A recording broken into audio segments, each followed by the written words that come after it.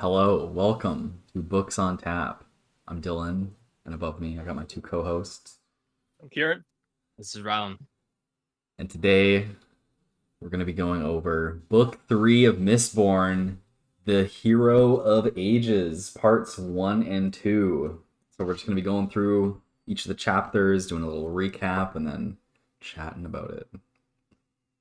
Initial thoughts, boys, or anything else you guys want to talk about first? I can jump into initial thoughts. Dude, maybe I'll go first. Maybe I'll go first. Oh, you're going first? All right. Hot take coming in. This is the best part 1 and 2 Brandon Sanderson has written so far. Oh, damn. I don't know what that one, but I don't know. This was so good. I'm I'm on the same wavelength as you. I just might be like a few steps behind. Yeah, fair. Yeah. Dude, edge of my seat the entire time. I love the chapter structure. It seemed like there were some long chapters and a lot of like short chapters, a lot of bouncing around. It seems like he's got a lot of distance to cover with his book. Trying to get all the loose ends and stuff and solve it all is going to take a lot, but this was definitely the most exciting part 1 and 2 that we've had so far. I know Ryland's a big fan of the slower paced part 1s and 2s, and this was not one of those. So I'm curious to see what he thinks. But yeah. Oh, that's the segue to you. I really enjoyed it. I appreciate the slow, but I didn't miss it that much this time. I think that I don't know. It was fun. It was just a lot of fun. I felt like it started like part 3, fast paced. Every chat was like it started faster in part 1 than like part 2. I felt like it was slowed down a little bit, but it was really cool to see him be able to throw us in the scene several months later after like we just completely got caught up at such a good speed. I don't know. It was all the characters were really interesting. Yeah, very great. Very high step a level above Well of Ascension so far. I'm super stoked to continue reading. This was so easy to read these first 2 parts. Dude, I really just wanted to keep reading so bad. I know, especially after that like last chapter, part 2. I basically agreed entirely with what you guys said.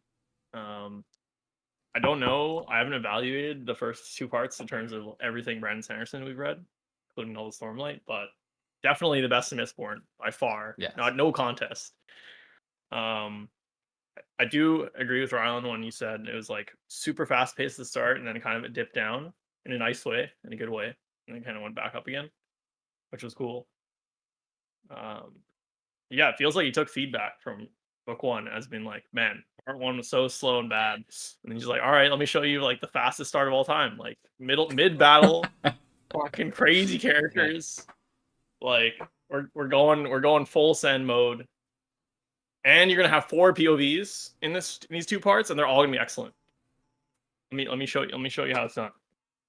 Like that was, yeah, very high quality. I wonder if he thought this was going to be his last book for Mistborn, or if he knew he was going to write 4, 5, 6, and 7 afterward. Yeah, that's a good question. I think he must have had it in the stuff. Well, do you guys remember the author's note at the start? He says What did he he didn't say? even publish book 1 until book 3 was finished. It's interesting. Right, yeah, I do remember that actually. And he also said Sazed's storyline was the hardest thing to write in the entire trilogy. Yeah, which is really interesting because I've really liked his story so far. Yeah, I found that being one of the more a little hard to like understand where it's gonna go and a little like disinteresting at times. Mm. I think that's one of the weaker parts for me. I just see how that would be a struggle to develop like where to go with him. Like I think it started to get more interesting at the end. Like you started to see it was really cool the conversation with Spook. That was very expected that was gonna happen. But that was really cool to see that, and I hope they continue to talk. And he gets wisdom from Spook, which is the weirdest thing ever. But Dude, this whole Spook thing is fucking nuts, dude. At the I think we had end, the worst holy character. shit. Yeah. There's definitely a lot of like theories, like Cosmere level stuff I want to talk about from this part 1 and 2, which we'll probably go over. So there might be some like very light Stormlight spoilers or like Cosmere level stuff that doesn't really Cosmere matter. theories that nobody really knows or is confirmed. Yeah. But There's definitely a lot of stuff to talk about here. yeah. So I guess we'll get into it. Chapter 1. Chapter 1. The book opens several months since Wait, Vin what about released the prologue, bro? Oh my goodness. Is there poem on again? How are you gonna miss the prologue? My bad, my bad. From the very start of the process, from the very start, the process of hemorrhagy is revealed. Marsh breaks in the pleasure of the fear, basks in the pleasure of the fear of the terraceman steward tied to the table. Below him is the Inquisitor they're about to create. For a moment, Marsh is able to regain control of his own mind, seeing the horror in what he's about to do, before ruin completely subjugates him into continuing the task. He drives a brass spike through the heart of the terraceman. Dude, this part was metal as shit.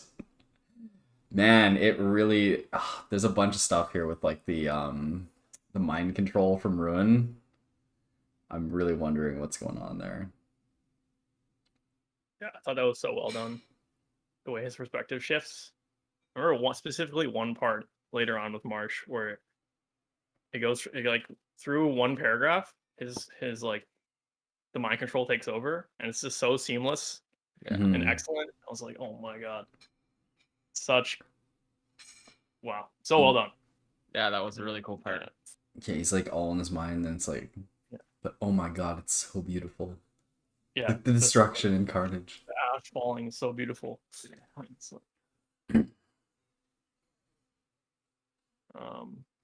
But yeah, a dark opener. Yeah. Very film like, very Lord of the Rings esque. Like show the enemy camp. Yeah, it really seems like it's almost a bit reminiscent of like Odium. It's like emotion that the Steel Inquisitors show whenever they're like under the control. Like when I remember at the end of book 1 when they murdered her dad, they were just like, the way he described them is they're just like gleefully like stabbing him with like knives and stuff, like smiling and stuff, and it seemed like it was very similar here where they're like very joyful with it and emotion-ful. Yeah, so emotion filled. Ruin was controlling them even while the Lord Ruler was still alive? As we kind of talked about this last time, but I don't think so, because they're a complete devotion towards the Lord Ruler. I think that was real. Yeah. So, or maybe he was harnessing the Lord Ruler was harnessing Ruin's power through the spikes. Yeah, well, it seems that the the Lord Ruler thought that they were very dangerous, so because he didn't invent them with all of the spikes, right? Like he kept them less, because that was mentioned at some point where it's like they were inventing themselves with more spikes because the Lord Ruler was scared of them or something. Mm-hmm. So there is that. Yeah, Marsh smiled as his prisoner began to cry. Then he stepped forward, raising the spike in his hand. He placed it against the whimpering man's chest. The spike would need to pierce the man's body, pass him through the heart, then be driven into the body of the Inquisitor tied below. Hemorrhagy was a messy art. That was why it was so much fun. Marsh picked up the mallet and began to pound. Brutal. Jeez. Okay, kind of spoiler here. Stormlight. But looks like we've got 3 different kinds of magic in this world. We got the allomancy, the hemorrhagy, and this is that one. Feruchemy, yeah. Do we think there's also 2 powers in this world? Do we think there are mixes like the light and stuff? Like, is one of them a mix of the 2 powers, do you think? I.e. Feruchemy? Or is allomancy the... Potentially... Are you talking about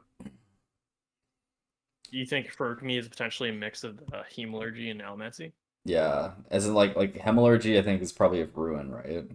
And then I can't remember whether we know yet Allomancy is a whether preservation. is Different. Allomancy of preservation. Okay, Yeah, and then one is the brain. Feruchemy might be like a mix of the two powers. Do you think, That's interesting. or is there a third shard Yeah, on? I think.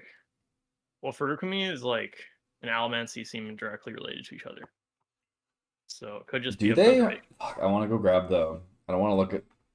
I know the back of this book, the Allomancy tables is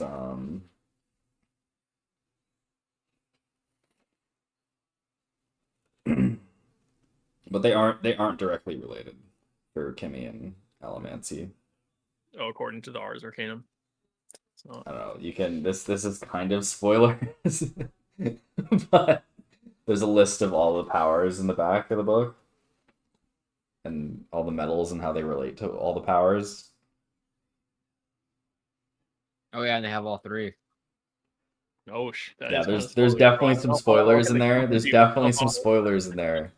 Yeah, like the Furukumi and allomancy, we should know most of by now. Yeah, the all of those we should basically know except for three of them, two of them, one of them. 14. It's 14, so we know. We're missing 12. two. Yeah. Um, yeah, I don't know what's going on there, but there's definitely some Cosmere level stuff with like the Feruchemy versus Hemorrhagy versus Allomancy.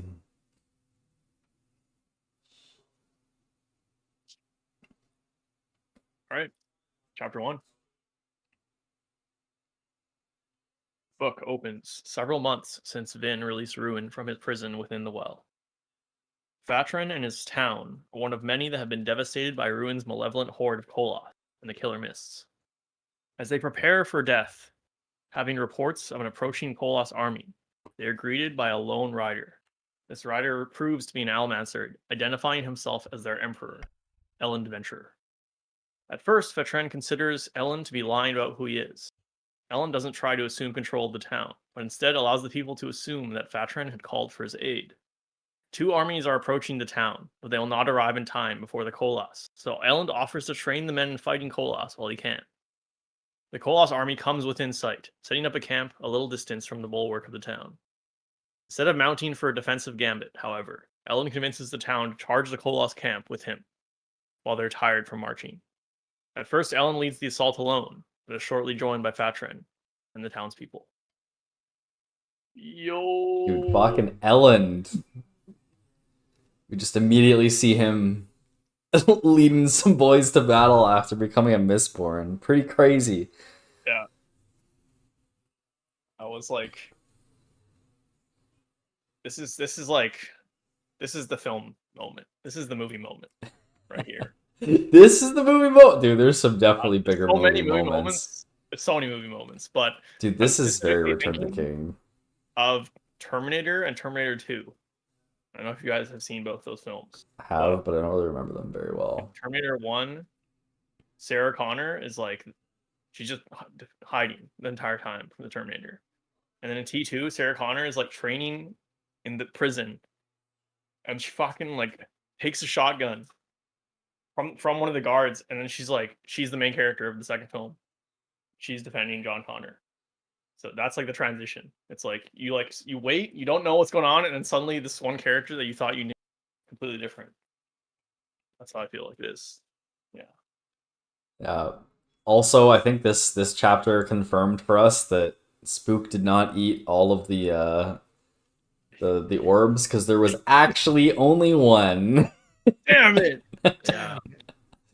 Which we'll have to go back and check that, I think, at some point to make sure that he didn't say that there was a big pile of them, but Yeah, I thought it fell off and there was like a bunch I of think them. we misinterpreted that. There was like a bunch of something. yeah. Definitely misinterpreted there.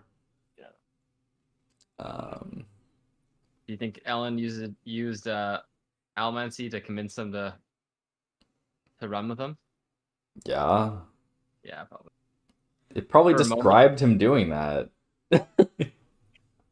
I wouldn't be surprised. I don't think it did, but I wouldn't be surprised if he did do it. Yeah. And it was part of the canon.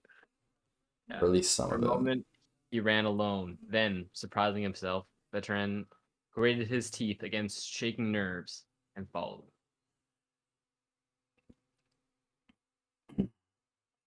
Man, it's gonna be like a really good storyline, I think, with Elend throughout this book, whether he becomes like a corrupt ruler or not. Yeah. Becomes the Lord Ruler. And he's like he's so on the line. It's such a tough. I Yeah. really, really enjoy that, him walking that line, and like being open about it all the time. But like he always gets called on to shit by other members of the squad, and like him having to describe what he's doing and like seeing both sides. But you know, very, very good. I really, really enjoy that, and I love this. Is such a good start to that story. With him talking to Fortrex, Fortren really started that dialogue. Basically bullies him for his own good. Which he does to like everyone who meets so far. So.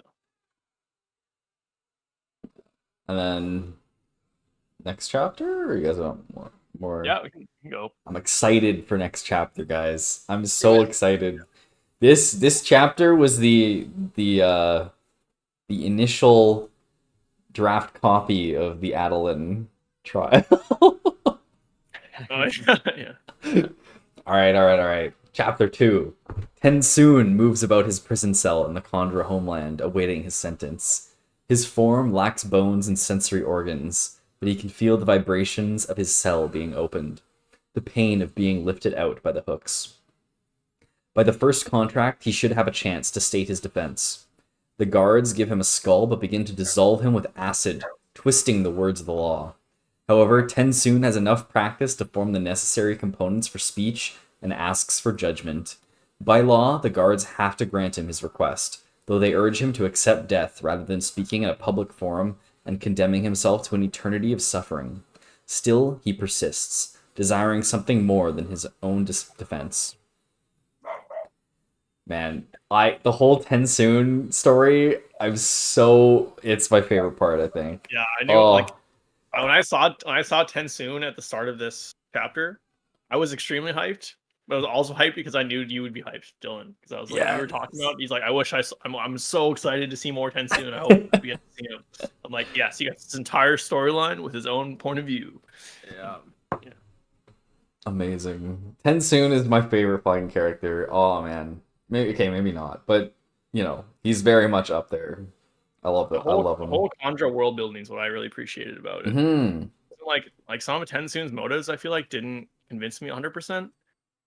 But like just like the trial, like the way of the Khandra, like the bodies that they create for themselves, just like their entire society is fascinating. Yeah, it really helps to contextualize like Tensoon's behavior before as well, and kind of contextualizes the Khandra's like what's the word, loyalty to the law. Yeah, the contract and everything. Yeah, it makes a lot more sense now. Before it seemed a bit like, well, at this point, why don't they just break it? And it seems like it's very ingrained in their culture, like as we can see and stuff. And there was a reason for it to be there before. Yeah, cool. It's very logical for the most part. 1 sec, Amber just came in. All right, just up to me to entertain you all. Tensoon, just the best character. Very happy to see him here. Just loving that. Loving everything about that. The first contract. I don't know what else to talk about. All these guys are... I don't know what they're doing. Look at these losers talking to their girlfriend. Cringe. Absolute cringe.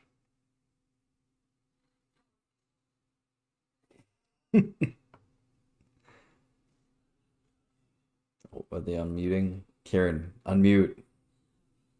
We're here. Yeah, Back. we're just go back to it. They've returned. Sounds good. Kieran, you're gonna Yes, grab? sorry. Oh wait, is it? I don't know. It's Ryland is chapter 3. You guys got anything more for OG Tensoon? Ryland, you didn't say much about Tensoon. What are your thoughts? I loved those parts. I'm really stoked. I thought his logic made sense. Just 1 second here. Oh my god.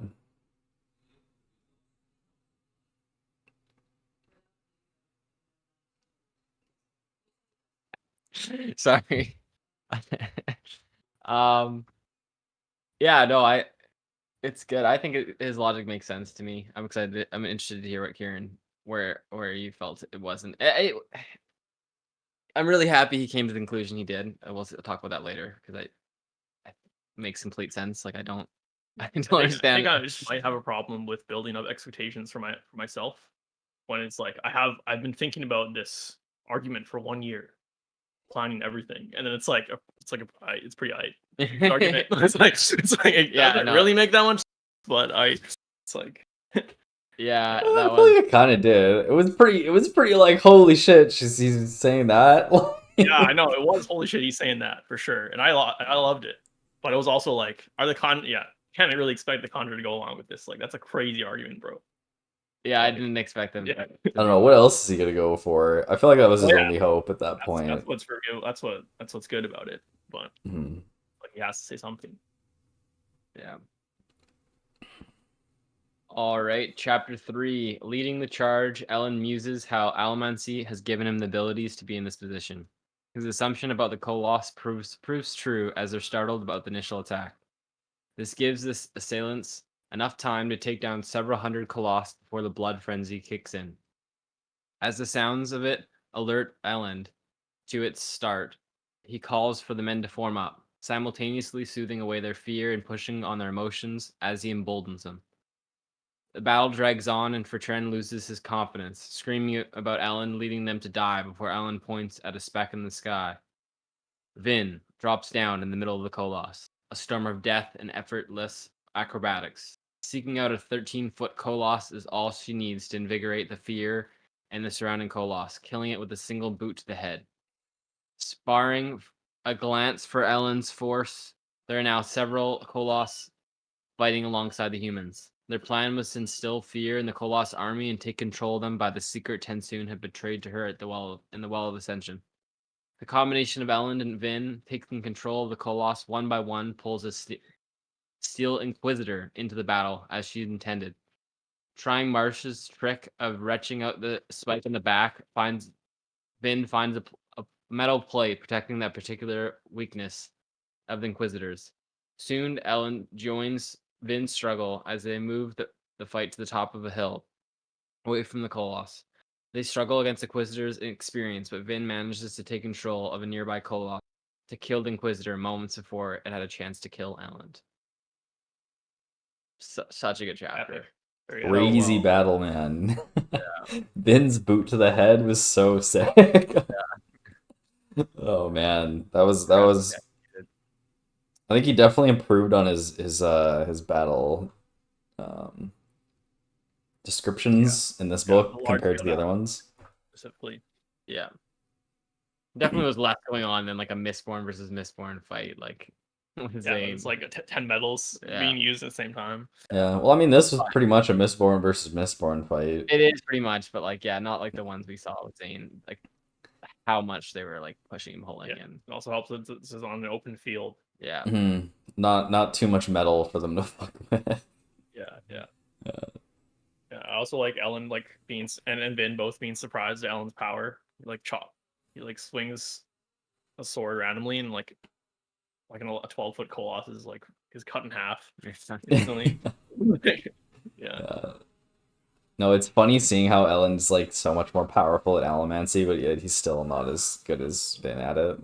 Which makes sense. I appreciate that. It would be so lame if Ellen just became Mistborn and was just like, I'm the god tier one now. Like, I would not have liked that. They complement each other really well. Ellen being like gifted with the OG Allomancy, and Vin just being like a prodigy. Yeah, he's better definitely at some things, which is cool too. Like soothing, like way better than Vin, and like obviously like just raw strength. More powerful, but maybe not as subtle. Not as subtle, probably not, but just like being able to see the whole room without even thinking about it, basically. Mhm. Ridiculous.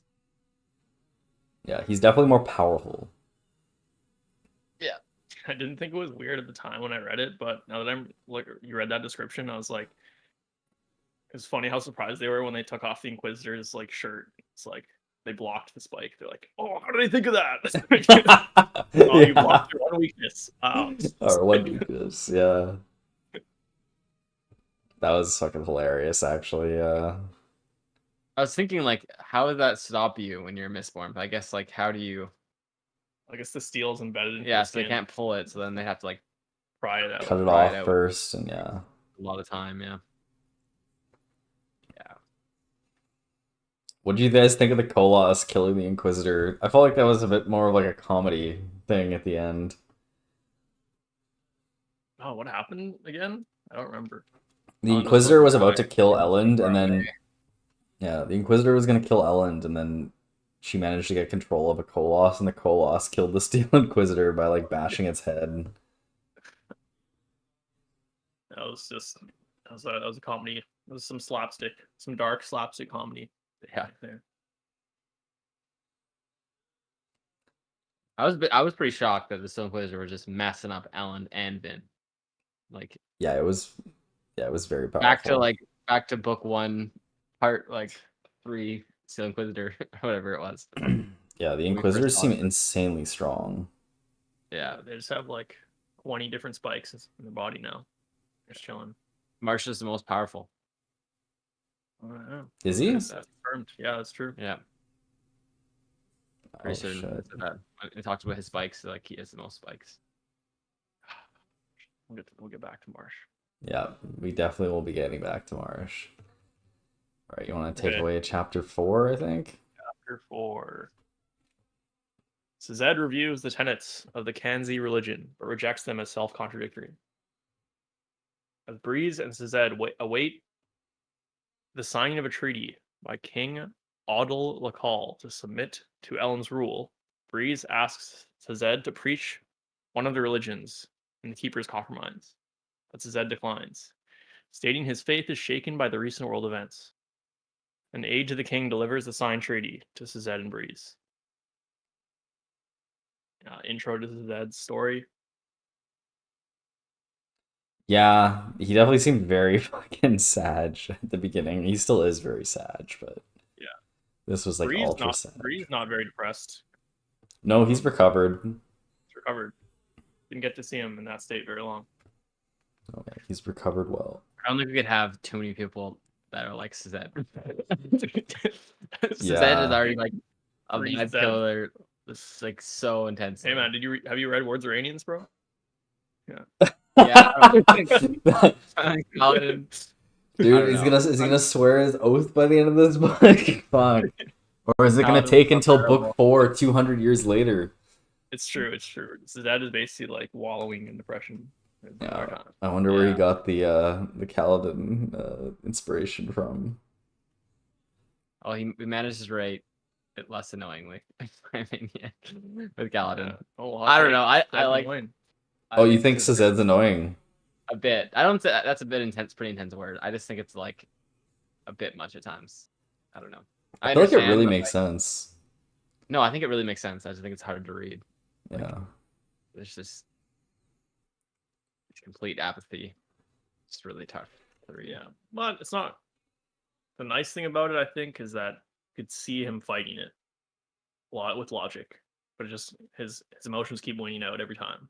But it is the worst part to read, though, probably. I don't like how he keeps thinking. He's already read 200 out of 300 religions, and he keeps thinking that's gonna be the answer. And like, it's so evident that was a little dumb. That's not gonna be the answer, and like he like doesn't want to help out. But also, it's his life's work, though. So I feel like that's kind of a last ditch effort to recover some of his pride in his previous work.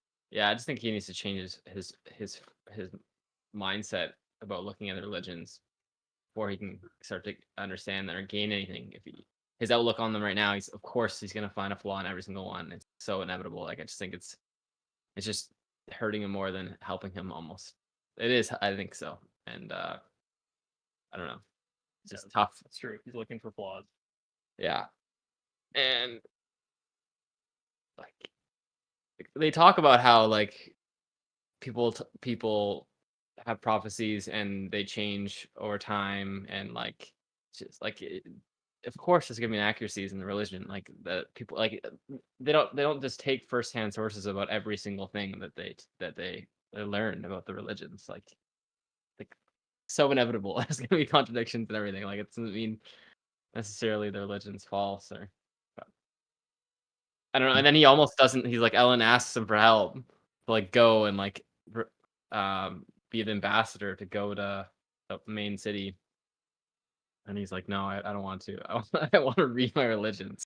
And It's just sad, man. it is, but it's like going through a hard time. And he's not thinking straight. yeah, that's thought I would annoying the two ways too strong a word. Yeah. Just like, come on. Yeah, I understand what It's tough. I can see what you're saying, though. Well, I think also another thing that tempered my expectations in the other direction was that author's note being like, Zed's story was the hardest thing in the trilogy. I'm like, okay, Zed's story's gonna be ass. Get ready. It's gonna be... and I'm like, okay, it's not actually that bad. So Yeah, I mean, I feel like all of his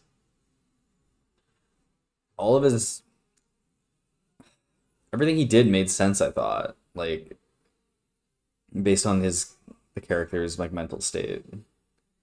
Like he's not like totally checked out. Like I don't know, I didn't find he was like annoyingly checked out. Like I thought it was like reasonable for him to be like, can you send somebody else to do this?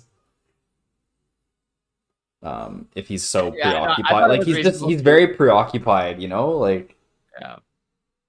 I think it's just tough to see someone go through that and see that most of the time. I know he doesn't have true, like he is still functioning and like and not being completely apathetic, but just like him fighting that all the time is just really hard to read, I think. Yeah, it's quite a contrast from everything else.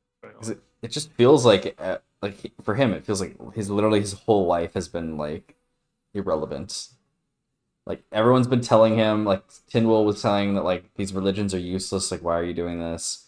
Everyone kept, and he for the longest time he would just like ignore them and be like, yeah, this is my purpose. And then now he's like, wait, has everyone been telling me the truth like this whole time? And now I was just blinded by my like, and couldn't see it myself. Like he thinks his whole life has been for like no purpose, right?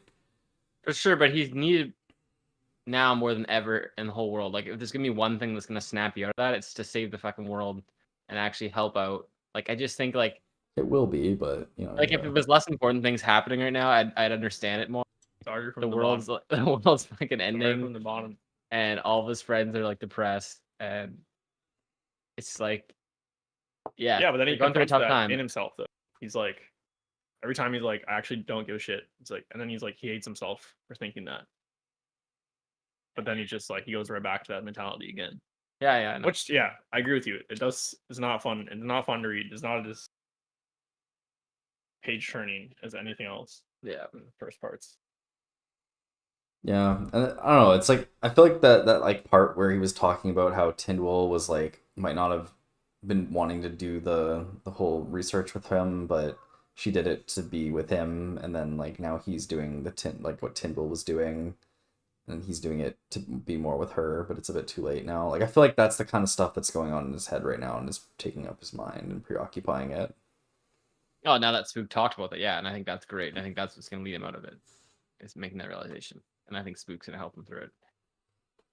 With the Kelsier stuff and everything, but and that's what gives me a lot more optimism about his future. If he didn't have that part with Spook, I'd be complaining even more right now, because like you've been saying the same thing the whole freaking parts.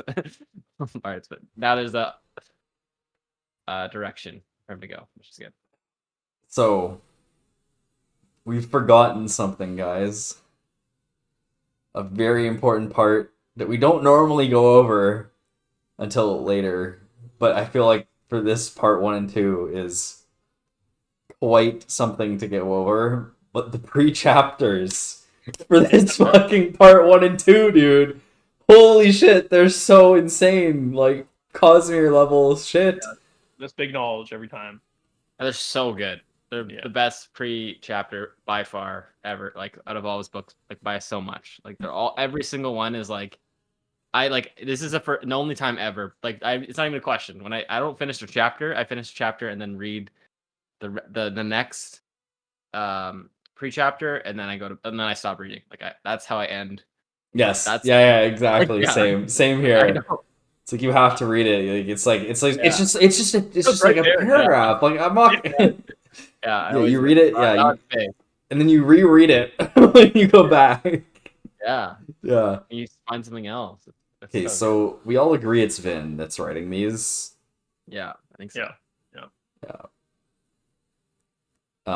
So like coming back and reading some of these other ones, Vin does get the power again, right?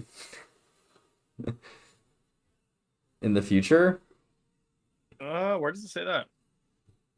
Okay, so the chapter 1 is I am unfortunately the hero of ages.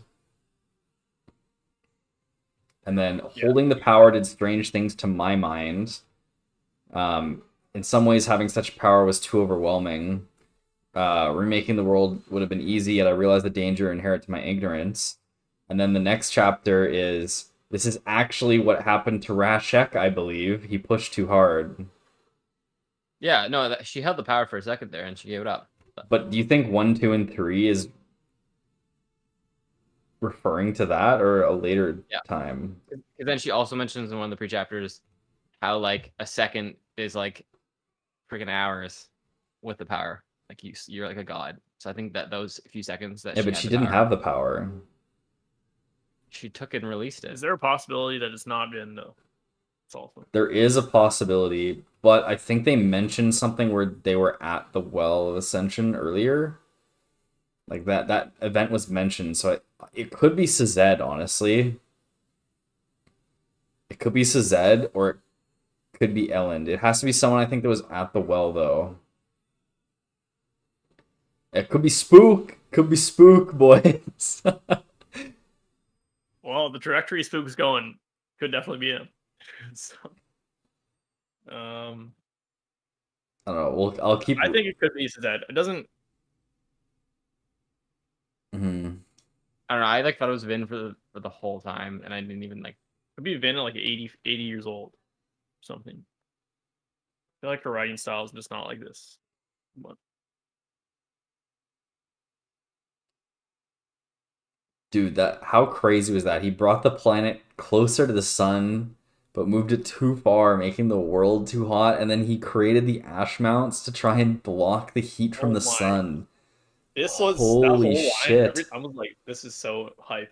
It's so cool. Holy shit, dude. It was like 3 minutes after he got the power, he got really good at using the power. Because he'd actually, in his world, been using it for years. Yeah. And then he started creating plants that could actually like absorb less levels of sunlight and like absorb the ash.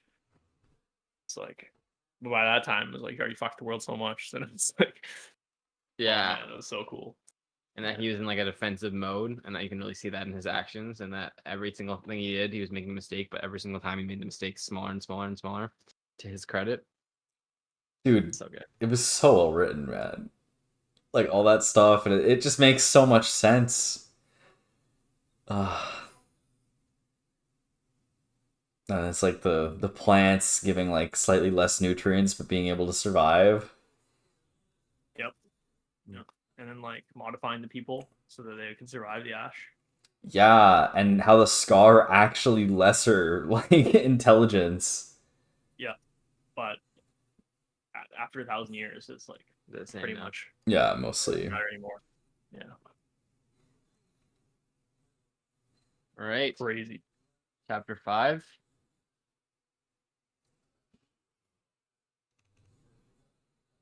Elend has mental control of the Koloss army, with the Steel Inquisitor now deceased.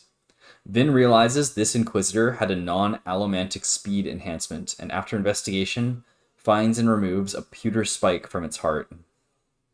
Elend ponders if there is a third power besides allomancy and feruchemy. Elend and Vin discuss their losing battle against their nebulous foe. Fatren guides Elend and Vin to the Ministry building in Vetitan, and they locate a hidden storage cache, which Elend claims for the Empire. Elend and Vin debate about the Emperor's leadership ability and the changes in the ashfalls and weather. They find a metal plate inscribed by the Lord Ruler with information on Malatium using emotional allomancy to control Kandra and Kolos, and the location of another undiscovered storage depot in Fadrex City. Vin finds a postscript note on the plate that states that their foe can learn anything they speak or write, and that only thoughts are safe. God, that starts such a weird like part. Like Vin talking, like not being able to talk with Ellen later on because she's so worried about that. I'm really shocked they went with that. Like it's really odd, but it makes sense with the changing in the writing and like what we've seen that Rune can do. But it's gonna be very interesting to see how they get around that. Yeah, well, they've already kind of talked about that in the later chapters, where Elend and Vin were chatting about do your thing, but don't tell me. Yeah, it's so odd. It's like that. Then send me to do a task. Don't tell me why. Hmm. It's like interesting. Yeah. 16%. Malatium, is that the one that could counter Atium? Oh, that's Electrum. Oh, which one's Malatium? Malatium. Well, it says here it's using emotional allomancy to control. No. No, I here, thought alright. Trauma using. Oh, okay. Let me find it. Hopefully I won't spoil sentence. myself. Malatium. Oh, metal discovered by Kelsier, often dubbed the 11th metal. Oh, it shows the past Yeah. of another person. Yeah. Interesting. I think the storage caches are really cool, and I like how we're starting on like the third one. You know, it's neat. It's like Yeah, it was a nice. I think it was good to skip through a few of them. Yeah. Yeah. Do you guys think the Adium is in the last one? They kind of almost they made it seem like it was certainly that way, but I I don't. thought it was the opposite. No. well, they said that the guy who controls Fadrex City at the ball, he had an ATM crystal on his forehead, so they were like, "Oh, maybe he has the ATM because he's showing it off." But that made me think it was just a diversion. He doesn't actually have it. Hmm. Yeah, I don't know. I keep thinking like the longer this goes on, the little less satisfying it would be to find out that like all the 18 was used up by the Lord. Like I feel like that can't be the answer now. It has to be somewhere, or else that'd be really lame. Would it be that he Well, used it all up? What if he find used it all up on something and it hasn't been, and it's still usable or something? Like maybe he built something with all the ATM. He built a giant mech suit, and that's the only way to defeat Ruin. made of ATM. Yeah, the ATM mech suit. Maybe. This suit is worth 1.7 quadrillion dollars. It's an Iron Man suit. Yeah. That's blast Ruin with a laser beam. Doesn't matter that it's an a metal or it's got one little pinprick that pricks through you so that people can't control it. And then you can use it from that pinprick. You can like draw from the entire suit. Yeah. Oh my god, that's actually insane. Confirmed. What would that give you though? If you burn that much ATM at once. You can see you see the future for 100 years. Can you burn metals if You don't eat it's them? not in your stomach? 'Cause I don't think you can burn like an earring. Can you? I don't think so, eh? I don't think so. I think you gotta eat. All right. That's the only reason the metal suit is not permanent now. Yeah. It was perfect until 99% sure. Just gotta get around this one thing. Yeah. Okay, you can't burn it, but the power is still there or something, and They can't use it. it's a new magic that combines ferrochemy, hemallurgy, and allomancy all Oh, together. it's true. It does. All the elements are It there. does all three abilities at once. Yeah. All right, chapter 6. Marsh regains lucidity as Ruin lessens his control over the Inquisitor. He is in a large Koloss camp and is accompanied by several Inquisitors, many of whom have hemalurgic spikes charged by Terrace Keepers. He ponders that he will never get enough control to kill himself, and that he wishes Ruin would keep control over him permanently to let him see the beauty in the destruction of Oh my god, man. Dude, the so scale. depressing. Yeah, the scale of like the amount of like there was 100,000 Koloss in this camp, and I was like, I thought that was such an insane number. But then they talked about the Terrace people, like there's hardly any of them left. There's only 40,000 of them left, and so I'm really struggling to realize what is a lot of people like. Is there like how many people are in Luthadel? Like millions? Probably, but there's not a million soldiers. Like 100,000 soldiers, that's a lot. Yeah, Like the biggest army we've seen was like set or it's like 50K or something. Yeah. It's like literally Seraph. double the size of the biggest yeah. I don't know why they're not armies. just attacking everyone right now with the Koloss. Well, Yeah, Ellen has Ruins. 80,000. Yeah, there's a lot.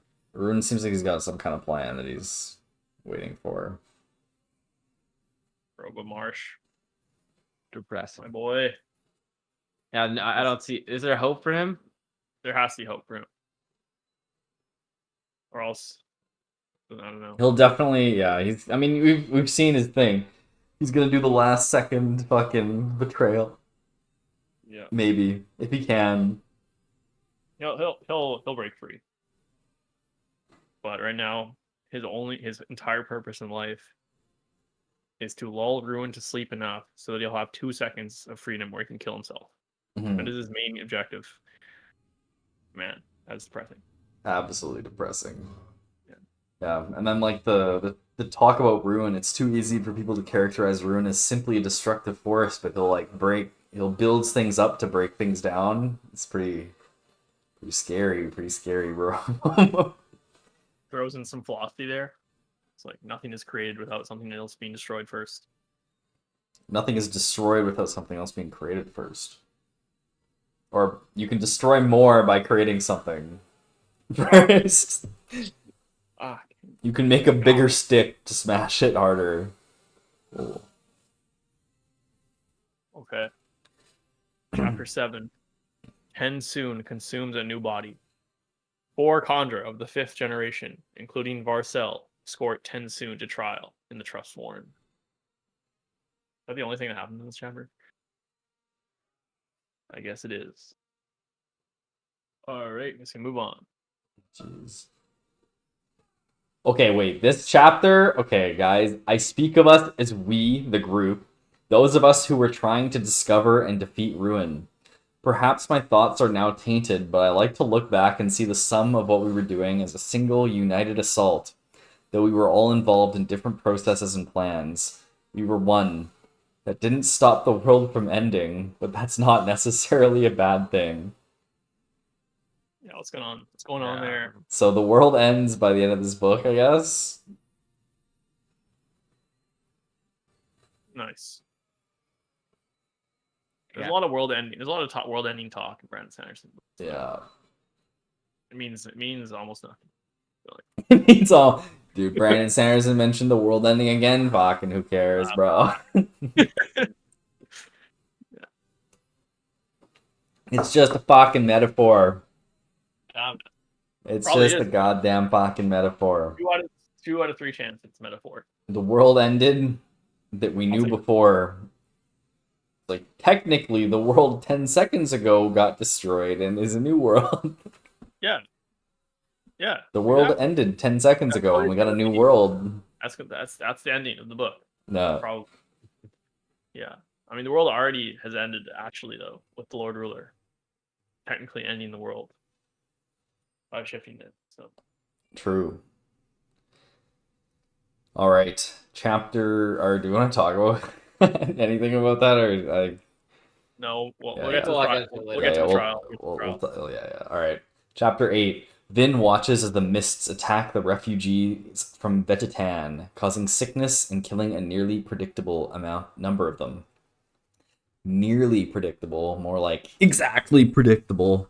Bertrand is disbelieving about exposing his townsfolk to the mists, but Ellen counters that it is necessary for the survivors to now be inoculated, and they will suffer no further. Vin interrogates her tamed Koloss about him and the Koloss in general, trying to learn how they reproduce, especially since she has never seen any females, but human isn't very forthcoming.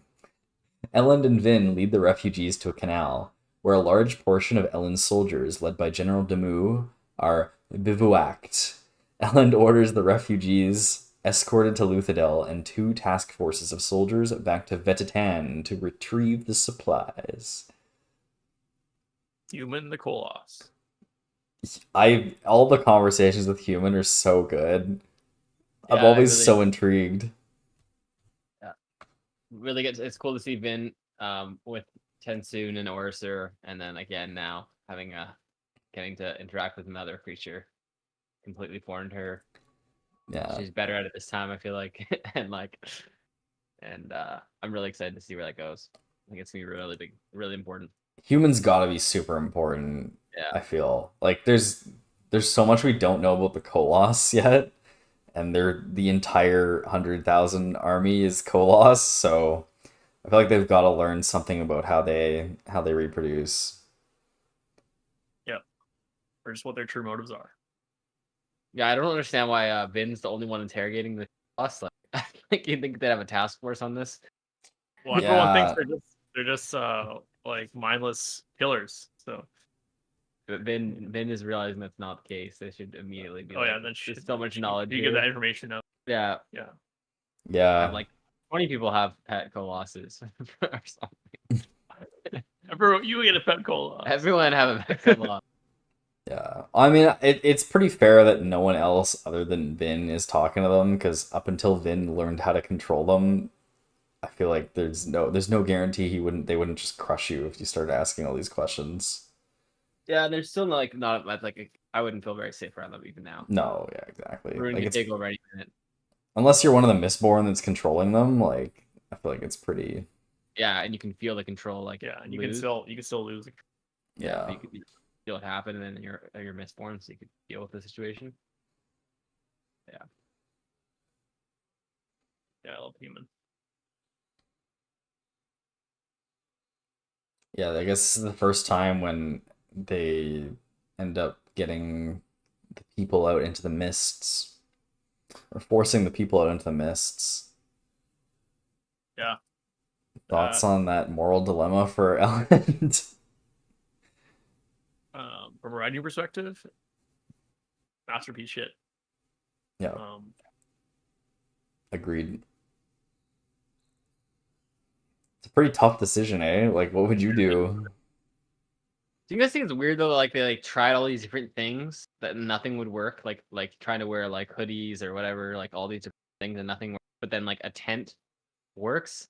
It's like if you just stand up in the tent, what do you mean? Like what do you mean? Like a tent works? Well, it has a mind of its own. So you feel like a Yeah. translucent tent though, because you walk around with the tent. Well, over your head? it's pretty clear that Ruin is making rules for this thing. Yeah, there's rules for the mist, and one of the rules is that it can't enter like houses or structures and Do you think buildings. if they stood up and they had the tent covering them, they would die?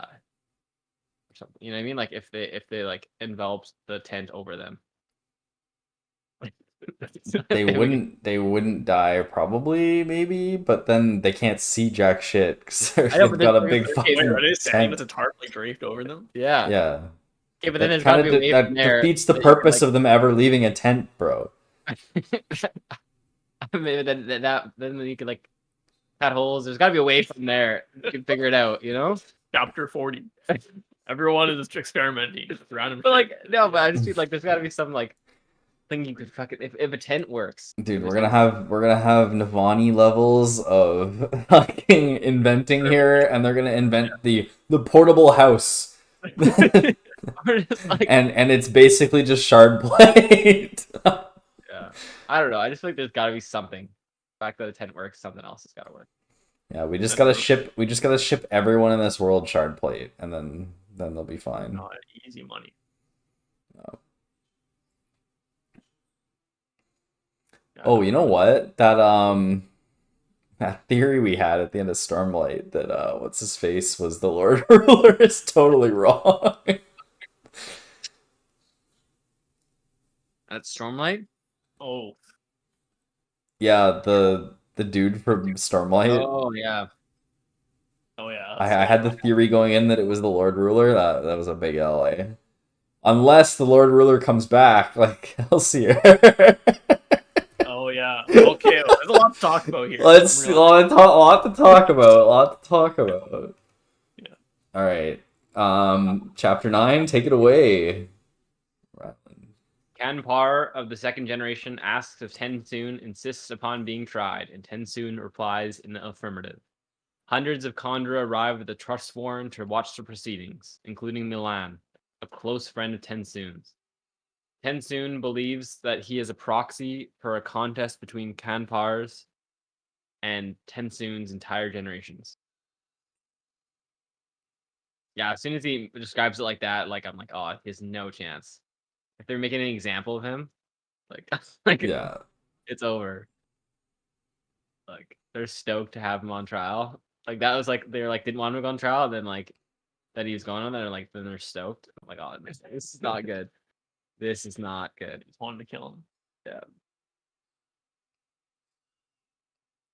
Oh, So we still haven't gone to the trial yet. So that he sells Still not at the trial yet. But we got some more stuff, more info from the intro here. When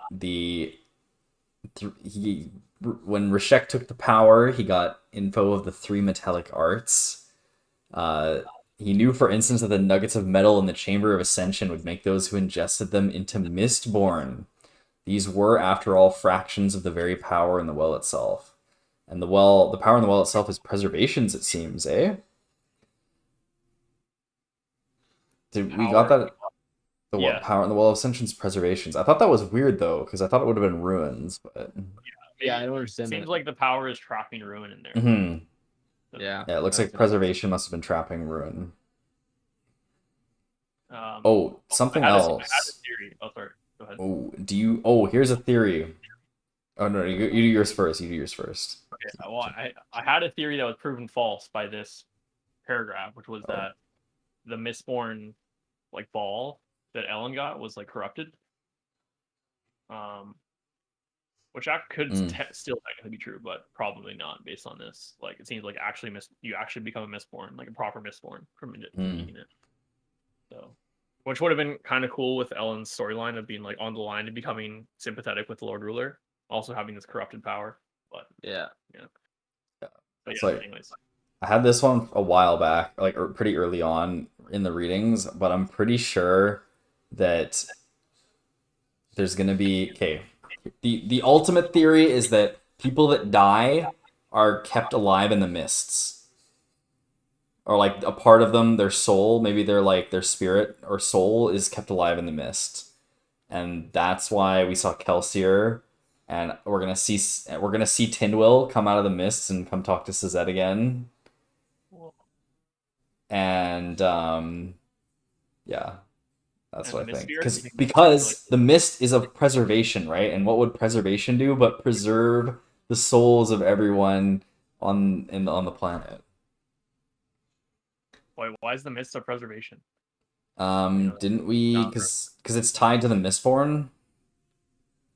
Her power is tied to the Mistborn. I'm pretty sure the mists are of preservation, at least a bit. I just don't understand the hate part, like how Vin feels hate from the mist. I think because there's an evil entity in the mists. It's been preserved by the power of preservation. Bro, this going some crazy shit. This is deep, bro. This is intense. It's gotta be, man. I feel like what else? Because we know that there's good and evil dudes in the mist, right? Like there was one guy that was trying to stop them from grabbing the power at the well, and there's another like evil one that's trying to like fight kill Ellen that one time.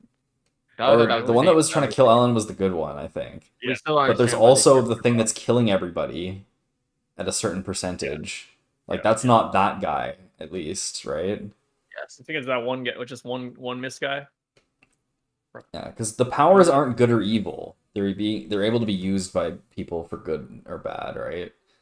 Like it's remember like from Stormlight, it's very much that they embody that thing like preservation. What would preservation do? But preserve the souls of everyone, right? Like that seems like a very preservation power having Oh the yeah. mists. Well, you know what? Your theory has no contradictions. But if it is true, Maybe. you'll be crazy, bro. That would be crazy. That's insane. But but it might be true. So we'll see. I hope it's true. Yeah, I'd be very shocked, but Yeah. it is interesting. that was one of my big theories. I think I had one or two more, but I can't remember what they were. But we'll probably get back to them. That just reminded me of it. That part there. Okay, chapter 10. Sazed pontificates. Crazy word. On the religion of Larstaism, which revolved around financial donations, create art that increased mankind's understanding of divinity. Sazed breeds debate on the existence of a supernatural force and whether said force is the cause of increased volcanic activity or killer mists. Sazed rejects Larstaism as it is not viable due to the ongoing massive natural disasters affecting the land. They reach the army, and Alrian greets them. Sazed tells Vin that he feels very depressed due to losing Tindwyl and feeling self-pity, though Vin tries to encourage him, says how much he is needed. Vin leaves him the picture of the flower that belonged to Mar, who was a follower of the Larsta religion. Oh, I didn't know she was a follower of Larsta. Was that brought Yeah, up? Says that, yeah. Yeah, I remember that. Yeah. Oh, jeez. That was very symbolic. The Oh, flower. also nuggets of pure allomancy, the power of preservation itself. Yeah, that was confirmed. Yeah, the flower. Sazed asks what the significance of her giving it to him is. That's pretty good. Because when did Vin receive that drawing? Like what specific moment? It was, I mean, Kelsier gave it to her, but when she was also Kel- she was also going through some struggles, I think, at the time. No, it was when Kelsier died. I think. Like when Kelsier was No, it dead. was before that. It was way Yeah, I before think that. actually you might be right. I thought it was when Kelsier was dead, and then Orsier brings. Well, There's a few things left behind by Kelsier. I think Kelsier shows the flower drawing to Vin before that. Yes. Yeah. It does. But then it comes into her possession after he dies. Kelsier Oh, gives it maybe. to her, like from the dead. Like Orsier says this is from. Yeah. Yeah. I'll go with that. That doesn't sound right to me, but I'll go with it. Um,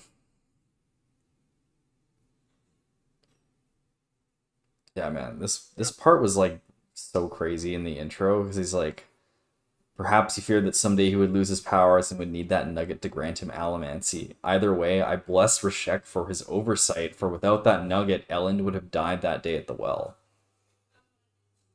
Like, it's so like, this is somebody that was at the well. Like, it has to be either Vin or Sazed or Spook. Like, Doesn't have to be though. it does. It has to be somebody The story of the well. that knows what Everybody knows happened that there. story. Everybody knows that story though. At this point. Oh, It's like how did it's like the first thing you're gonna ask is like, okay, how did that random dude become Mistborn? Okay, this is what happened. It's like Yeah, you're right. The writing doesn't seem like Spook or Min. Like you know what I mean. It doesn't sound like yeah, because better than speaking. it's the one time that Vin spoke in this style, like very, very academically. She was like, "Oh man, I'm starting to sound like Elend," and she never spoke like that again. So it could be Vin. I'm yeah. thinking It does sounds like feel an very older- Sazed, though. Yeah. Yeah. And Brandon Sanderson saying that Sazed's storyline was the hardest to write also kind of makes me think that it's quite important. Yeah. Yeah. I feel like that would be a bit cheap, but if it Yeah, was then you got- Sazed, but Didn't you guys make fun of me for me thinking that Zed might be the hero of ages in the last podcast. We probably did, but I still think it would be dumb if he was. One of his realizations, I thought that for a second. Yeah, well, I think we were making fun of you because you actually thought he was the hero of ages for a second. He could still be the hero of ages. But Well, if he does turn out to be the hero of ages, definitely would I'll look back at that moment and see if he thought for a second he was. I don't know. We'll see. Mm-hmm. All right, chapter 11. All right, Kanpar. How would you guys pronounce that? Tell me, what's your preference? Kanpar or Kanpar? I thought of it as Konpar. Kanpar. All right. Kanpar interrogates Tensoon on why he killed a fellow Khandra. And Tensoon replies that he was compelled by his contract to obey. The issue of Khandra killing Khandra, leading to their extermination, is raised to weaken Tensoon's trustworthiness as a witness, but he counters with an argument that Kelsier, the man who planned to kill their father, was allowed a contract, a treacherous act in itself. Kanpar then asks why Tensoon broke contract with Zane, to which Tensoon replies that he upheld a greater contract, the first contract with the Lord Ruler, by upholding Vin, who he labels his mother, since she killed father and replaced him, in the sense of being the prime opposition to Ruin. Oh boy, Tensoon states that he revealed their secret weakness to emotional allomancy to Vin, and that they should pledge service to Vin in the same way they serve the Lord Ruler. But Kanpar shouts down his arguments and informs him that he will receive his punishment in 1 month's time. Bit of a spoiler there, but we'll go along with it. Well, that's what Tensoon believes, though. It's not necessarily true. Yeah, that's what I got. No, I don't think he mentioned that they were the prime opposition to Ruin. Well, Tensoon says that Vin is the hero of ages, though. Yes. Yeah. Yeah, and then here it just says, since she killed, as part of his argument, since she killed father and replaced him in the sense of he being the prime opposition, Ruin, which is the hero of ages. So fair. That's fair. Yeah, that makes sense. Until spoilers. Yeah, I mean, I gotta admit, there's multiple times in this part where I'm like, I love the argument being made by the point of view character, but I'm also like, man, if I was in the other person's position, I'd be like, what the fuck are you saying, bro? Get the fuck out of here, bro. That would be like on par right now. Well, they do that. I know, I can understand. Yeah. He's making sense. That's a crazy argument. Yeah, there's a lot of the times where it makes sense for them to be kind of hate them for not agreeing at the same time. Yeah, actually, my boy Tensoon. Your boy Tensoon. How can you? The argument that the world's falling apart, we need to do something. Yeah, that's a good argument. Yeah. So. Then they're like, why do you break your contract, which is our most important oath in the entire land? It's like, well, actually, Vin is Lord Ruler now. And it was, yeah. That was the one part where I'm like, no one's gonna go for this. Yeah. No one would go for this. No, there's no way. I'd go for that. I think it was his only way. Pretty much makes sense. Following the contract. Yeah. I think it logically makes sense, I think. Yeah, I don't think there's any other thing he could say would what would have any effect. Yeah, that's the only thing. That's his only attempt. Yeah. His only try. There's not really much else he can do there. Right. Chapter 13. Chapter 12. 12. Ellen and Vin discuss how the members of Kelsier's crew. Oh, Ellen Sorry? cut out a bit. Ellen and Vin discuss how the members of Kelsier's crew are losing hope and what they can do about it.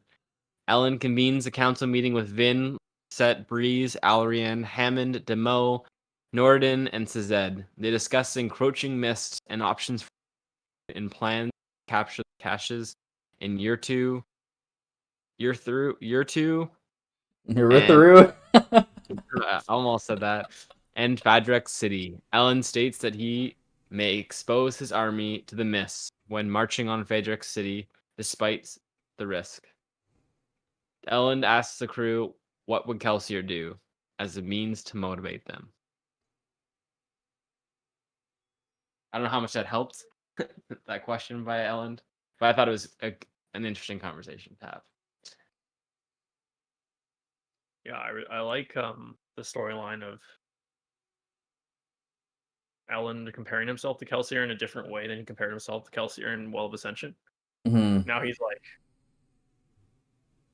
I need to I need to use his leadership. Like I need to use his techniques to like keep my people under control instead of being like I need to like live up to him.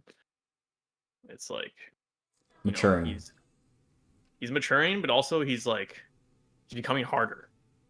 He's like, I should encourage my crew to laugh because it'll help them get through this hard time. It's not because he really wants to partake in the laughter. And then I feel like other people are noticing that. Like Ham is like, how can we laugh when all of this is going on right now? I think he says at some point. Mm. That was well done. Who says that, sir? Ham. Your boy Ham, the favorite character. He gets slapped around a little bit in this parts too. Is a little better, a little less mean. But again, Ham just getting shit on a little bit too much for me. Like a little I don't understand it a little bit, A little too much side character energy. They kind of gave him an explanation for that though. They're like, he kind of likes to get shit on. Yes, yeah, they did, which was good. But it's just still, it just feels like Brandon Sanderson has a vendetta against Ham. Like he knows someone who's like Ham in his life and just hates him. I feel like Brandon Sanderson's like Ham. He's like Maybe he hates himself then. The Hoyd. He's like the Hoyd character. Dude, we didn't get Hoyd at all last book. What the fuck? Dude, what the biggest Hoyd troll of all time we gotta talk about later. But yeah, dude, that was fucking hilarious, eh? That was so fucking funny. Yeah. Rylan, you remember? No, I do, but like, this is the first series that one of the first series he wrote, so no one knew who Hoyd was. It wasn't for them. I know, but it's such a troll, dude. Yeah. He's like, oh, let's go meet up with Hoyd. He's kind of a loser. I'm not gonna go see him. I don't odd feeling. I trust my dude. That was such a troll. That was a purposeful troll. He knew what he was doing. There was no reason. He totally knew what he was doing there. Yeah, that was so good. Did Warbreaker come out before this or no? I have no idea. This came out in like 2004. What? This one? Yeah. Damn, really? That's crazy that book 7 just got released. Like it's been writing this series for like over 20 years. Yeah, he's like alternating between 3 series. That's so crazy to be able to do that mentally. For me, I would have to do one series at a time. I feel like I feel like I don't know if I would have to, but like that's how I feel like I would do it the best. Like if I had like 3 series one at once, then I would like. You wouldn't let yourself take a break because you'd be like, the quality's gonna go down. Yeah, I think that the quality would go down significantly. But also, you're taking ideas from the other series and putting them, learning from those things too. So the quality might go up. Yeah, I guess I just don't trust my memory to be like fully understand every little detail of every book. If I like moved on for like 5 years. That's true. But also, I think moving on for like 1 year or 2 years. Dude, I'm not convinced that Vin is the hero of ages. No, I'm not. I think it's gonna be. It's not gonna be her. I feel like it's a classic Brandon Sanderson trick to like make you think it's her, and then it's not. Although we did think that it was the text. Sorry, you cut it out. Where? Which one? In the first book, we thought it was a Lord Ruler in the pretext. It wasn't him though. It was Alendi. Yeah, it wasn't. Right, it was Alendi. Yeah. Right, no, it was. Yeah. Classic Brando Sando troll. There. Misdirection. Classic. Who is the hero of ages? No one is the fucking hero of ages. I don't understand why they're talking about this anymore, though. I thought we already knew that Vin was the hero of ages. No. But like the hero of ages is just false. Like I thought it was just a completely made up thing by the Ruin. Yeah, that is a bit weird actually, because I think it might have been that he changed it, like the prophecy. okay, so there was no original Hero of Maybe Ages in maybe the there first was an one. original one, like an original prophecy. Yeah, but how would they ever know what it means to be the hero of ages? They don't. So They something literally could are happen. just They'd be they're like, guessing that "You're it's the hero of yeah, they're ages." guessing that it's whoever defeats Ruin is the Hero of Ages. Yeah, So I want to become the Hero of Ages so I can defeat. But that's all they know. pretty much. Wow. Yeah. All right. Chapter 13 is Kieran or me? Kieran, right? Is Kieran. It's me. Marsh sits unmoving in the Kolos camp, deliberating about Kelsier, Mare, and his leadership role in the Ska Rebellion, and his role in Ruin's plans. He decides that he will create his futile struggles. He will cease his futile struggles against Ruin and feign compliance so that he can lull his master into a false sense of security to foil his plans at a critical moment when Ruin is least expecting him.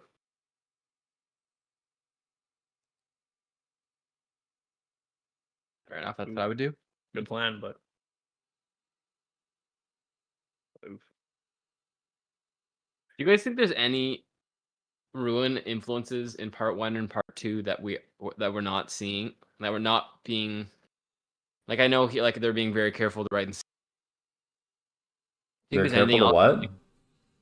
Like, do you think like in like a couple of like next part we're gonna find out like there was something in part 1 and 2 that was being influenced by Ruin that we didn't know about, like that the main characters didn't know about that was happening right now? Yes. Like also like the Yeah. ledgers, like I'm gonna double check the ledgers for that like 1/6 number, like the 16%, and I found like if Ruin didn't want you guys to know that, then he would just change the ledgers when you look back at them. Like I don't know. I feel like there's gonna be something like that. I don't think it's. You're cutting Or if- out. You cut it out at the end. Oh, sorry. Last sentence. I don't know if it's gonna be that one because I think it makes sense that it would be a logical number given that it's a force of nature. But I wonder if there's something else like that. Yeah, Well- I can't remember. Were those the ones that where they were writing down in stone and then like recording in stone every couple weeks? I think the terrorist people were doing that or something. Mm-hmm. They had like they had the original copy in stone or steel, and they were checking against it every day. Like that. Or maybe that was the 16% calculation. I can't remember. Maybe Well, they what were does it writing mean it in checking- stone. Checking against it. What does that mean? Like what Like do you? they have the stone copy Yeah. where they record everything every day, the first time. Are And then they write it all in their book? I think, don't they? Or do they? I can't remember. Fuck. There's a paper copy for sure. Yeah. There's also some metal/stone copy. And then every time they update one, they update the other, and they continue to check against the stone copy. So they have the paper copy to make sure it hasn't changed. The paper copy hasn't changed, and then they continue to work on both, so that they can circulate more copies of the same thing. That's what I thought. Oh, okay. Mm-hmm. But then now that I'm thinking about what you just said, Ruin if Ruin controls the mists, then Ruin could easily just change the number of people that are getting infected by the sickness to like 18%. Or like just adjust the numbers. Well, I think Unless that something else is controlling it. I think it's like the force of nature thing. That's gonna be the only way out of it. They're gonna have to figure out the rules, and I think the rules are gonna be set. Like I think they are. That's how they're gonna beat Ruin. They're gonna find out the rules that he has to play by, or that the shard has to Mhm. play by, and that's how they're gonna figure things out. So I don't think that. All of them. Yeah. So I think they're gonna need to figure out those rules more and more. Like I can't believe Vin called that out. She's like admittedly really bad at numbers. Like, it made sense based on like they were only collecting the data on like who's dying, and like the total amount of sickness, and like they weren't calculating that exact number that Vin asked. I was very surprised that Vin called it out.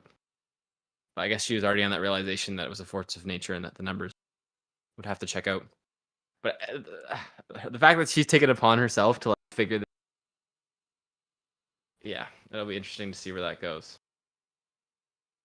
Like, Yeah, it's weird that she read the bottom of the plaque in the first cache we saw, and then she told Ellen that she read that part. I was fully expecting her to take that with her. Be like, okay, it's up to me now. Can't tell anyone it's up to me. It's up to me. Solve this. Yeah, it was a bit weird that she told Ellen, dude.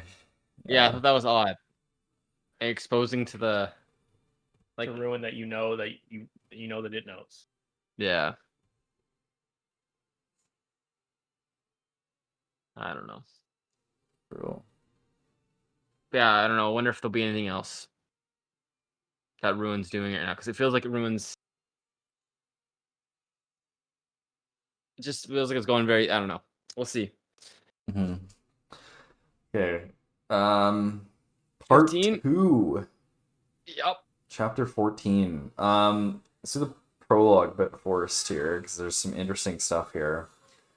Ruin's consciousness was trapped in the Well of Ascension, kept mostly impotent. That night when we discovered the well for the first time, we found something we didn't understand, a black smoke clogging one of the rooms. Though we discussed it after the fact, we couldn't decide what that was. How could we possibly have known? The body of a god, or rather the power of a god, since the two are really the same thing. Ruin and preservation inhabited power and energy in the same way a person inhabits flesh and blood. So was the black smoke Ruin? Yeah, I think so. Do you guys remember the black smoke at the Well of Ascension? Yeah, I remember being like, "What the hell is that?" When did that happen? Because I don't really remember that. They just like were when they were running towards that room. They passed through some black smoke randomly, and it never got brought up again. Like they just like on their way to the Well of Ascension when they were running there, like racing there. It's interesting because Ruin was trapped in the well at that time. Still, But didn't we just say that Ruin wasn't trapped in the? Oh yeah, Ruin. Sorry, was trapped in the well. Yeah. Okay, yeah. Yeah. Was I it don't on know, the yeah. way to the Well of Ascension or in the Well of Ascension? On the way to, when I understood. it's weird. Book 2. Like I think it was like right It's a before. Like, black smoke clogging one of the rooms. Yeah, I In pictured the it as like, well? I thought it was like the hallway right before the Well of Ascension room, but like this is saying it's a room, so maybe it was a room before, maybe it was. Yeah, I don't know. It was on the way. I don't know. Who saw don't know. that black smoke?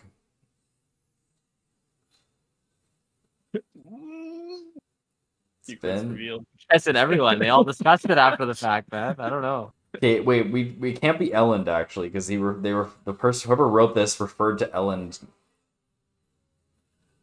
They couldn't be As a- speaking third person, bro.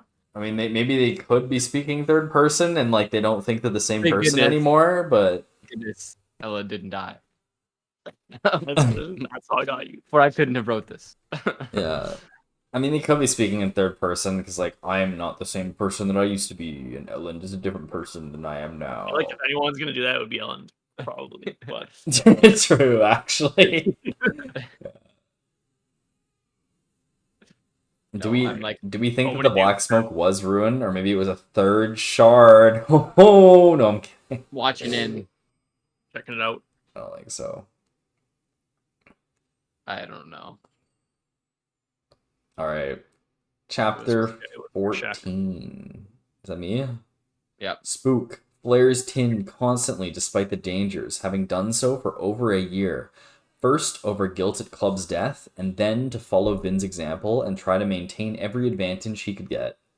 As he skulks through Urteau at night, his enhanced senses allow him to see by the stars as if in daylight, make his skin feel extremely sensitive to pebbles and wind, and hear ambient noises through the walls. He wishes to prove himself valuable to the crew and takes the initiative to spy on Quellian's, aka the citizens' meetings, and to secretly watch Beldra, the citizen's sister. Spook observes as Quellion and his council discuss Elend's conquests. The ambassador Elend is sending to Urteau to negotiate with them and various laws to deal with the nobility. Spook's a bit of a creep, eh? You can literally hear people in their rooms from across the street. Yeah. He's just like secretly spying on the sister, Yeah. and he's like,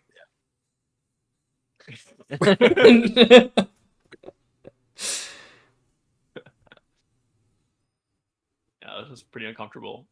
He's like, I'm pushing my body to the absolute extreme so that I Yeah. could fucking feel sounds, bro.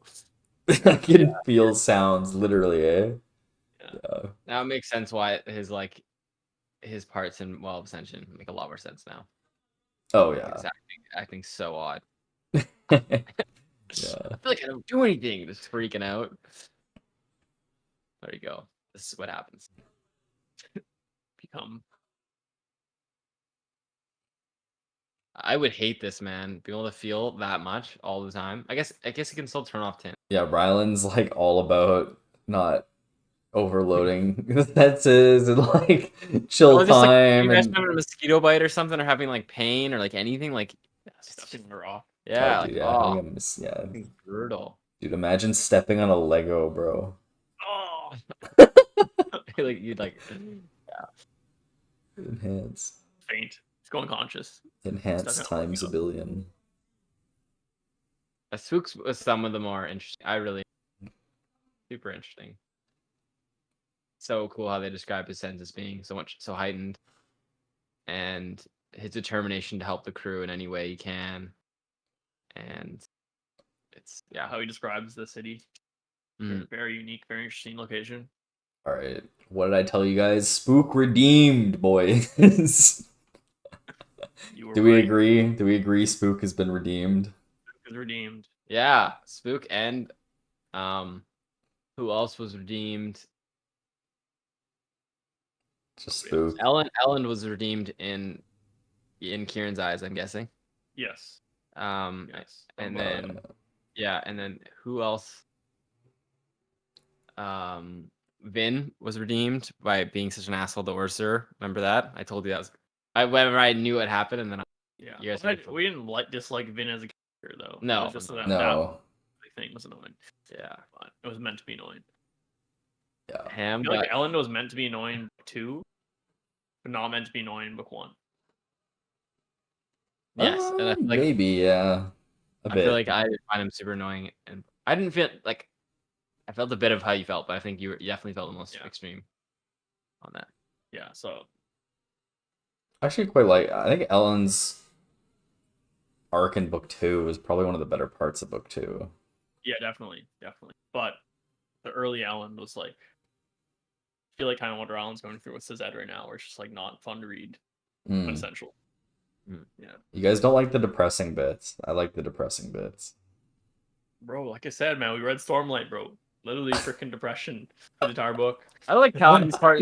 No, but that's what's different. I did like Kaladin's part. I never found that. Yeah. Kieran found that with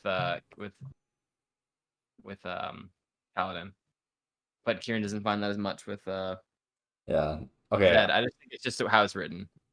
But yeah, you just like all the Yeah. depression. I guess this is that or the Ellen parts weren't depression more. They were more just like he's just failing and being really shitty at everything.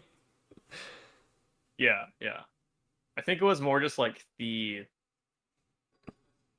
lack of the roughness of the transition in between Ellen being a side character to being a main character. That's That was fair. jarring for me. That was pretty jarring. But then, yes, his arc in book 2 is awesome, and he's an amazing character now. So All right, chapter 15. Vin wonders why the mists seemed different and why she doesn't feel sheltered by them anymore. She watches as the mists return the day and prepare to mark. You're cutting out a bunch, Rylan. Maybe you want to reorient yourself to the mic. Vin wonders why the mists seem different and why she doesn't feel sheltered by them anymore. She watches as the mists return.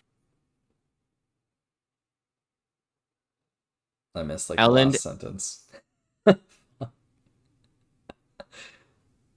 She watches as the mists retreat for the day and Cut it out. Oh my god, it's so bad. she watches as the mists retreat for the day, and the soldiers leave their tents to prepare to march for the day. Ellen and Hammond discuss the pros and cons of not exposing the mist. I mean, too much game. It's too close. Ellen tells Vin that Human is causing a disturbance, and Vin goes to talk with the Koloth. Vin says that the Mists hate him, and that they hate Vin as well, and she is surprised to agree with him. Vin concludes that the Mists are her enemy.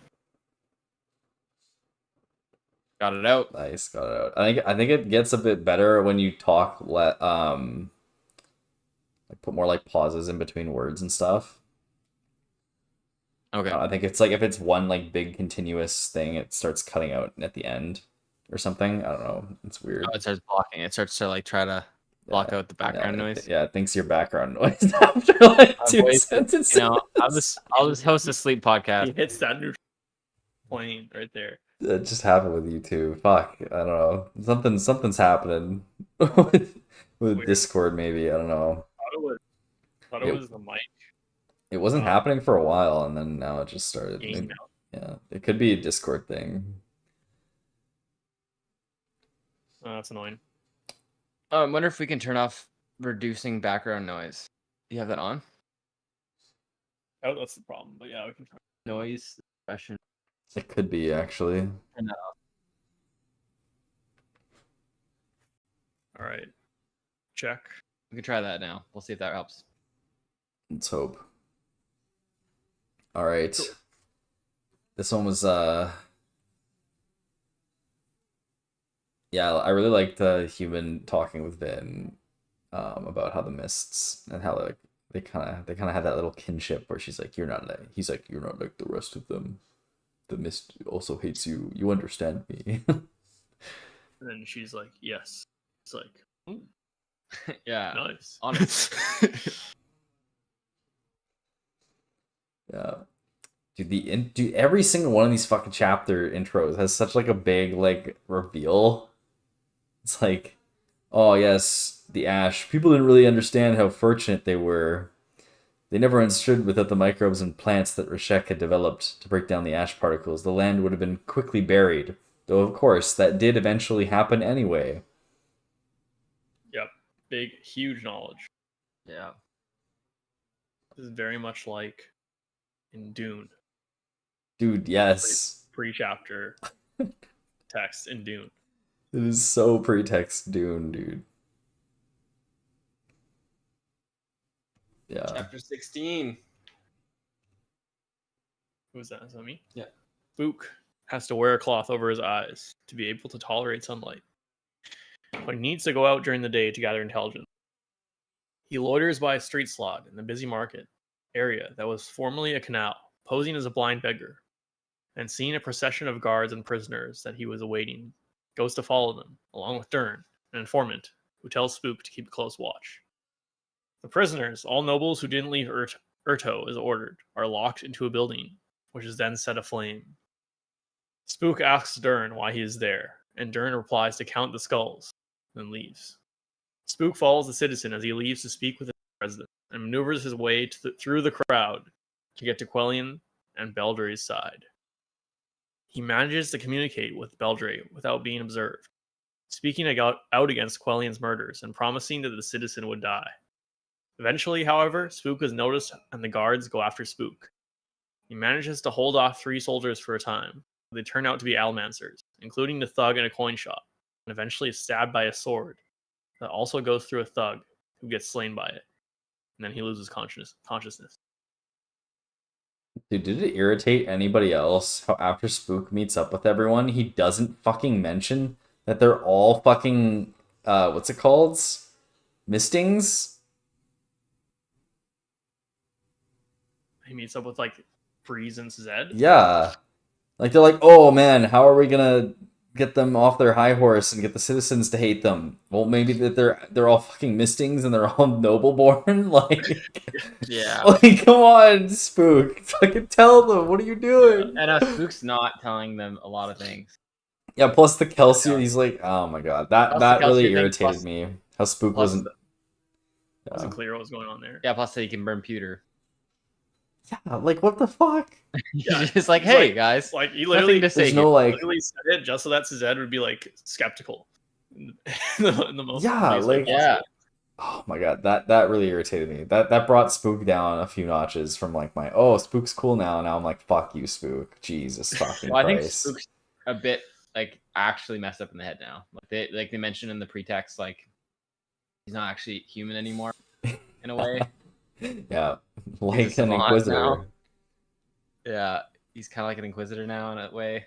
Yeah, I think he's just very unstable Yeah, and very lonely, yeah. and that combination made him kind of go off into his own parallel universe.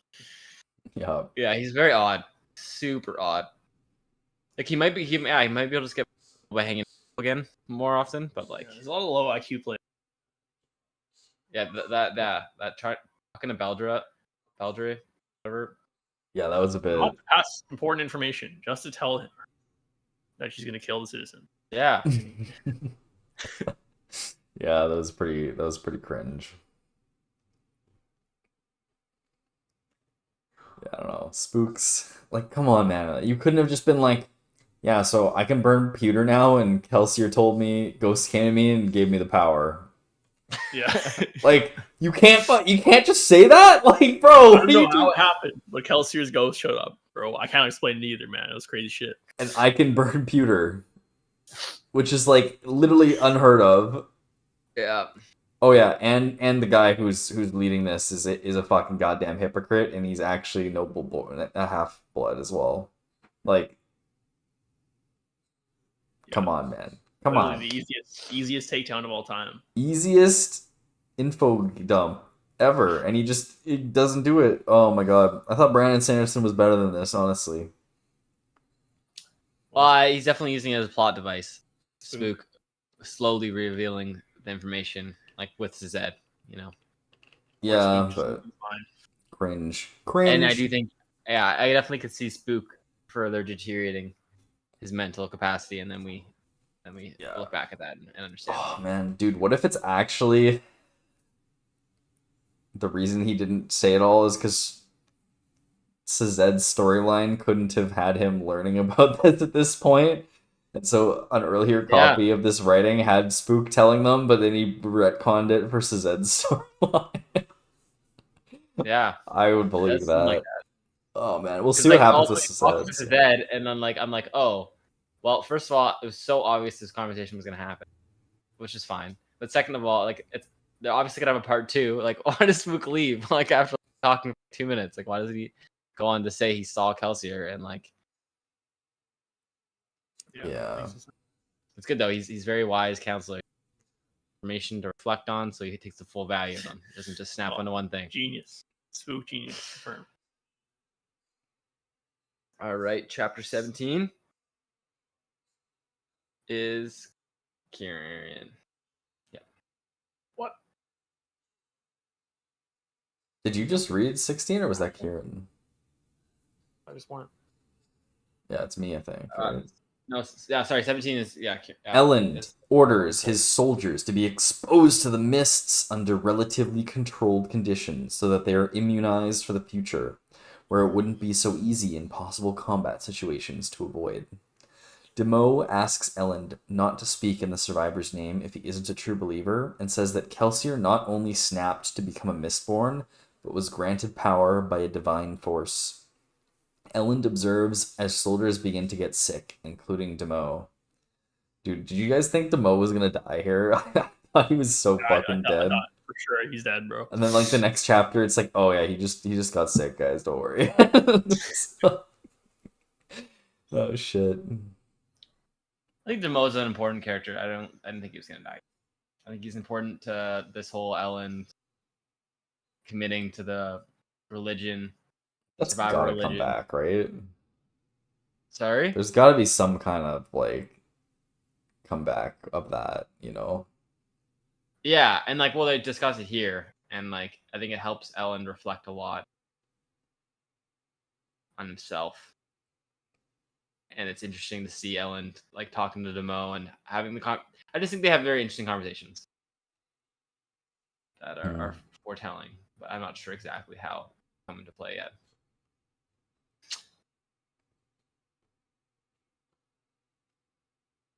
But then, like, yeah, like Kelsier turns into like that. Says that Kelsier is not only snapped by becoming granted power by divine force. So like maybe Well, that's Demu's theory. that's Samu's theory, but like maybe that is true. Who knows? Like we would never have had that point of view, that thought. Who said that? Yeah, I think it's pretty likely untrue. If no one else says after that. I thought it was definitely untrue, but then Yeah. Kelsier shows up to spook. So now I'm like, Oh yeah, something else is going something on there, else, bro. Something else. Yeah, is going but on. like maybe there is Yeah. like a. Who knows?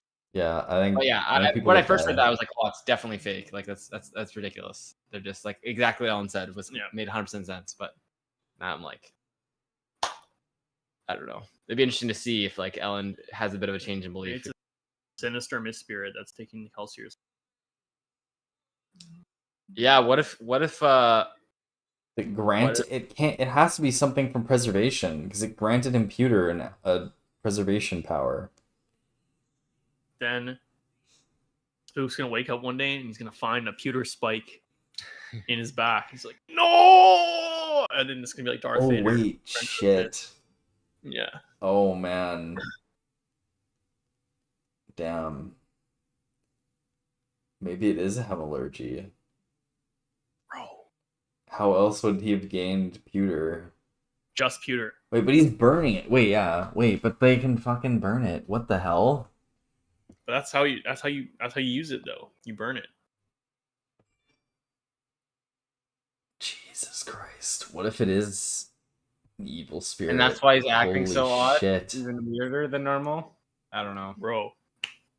Dude, That what would if make he sense did get along the hemorrhaged? lines of what I said too, like before. But like, how else is Bruin influencing the main people right now?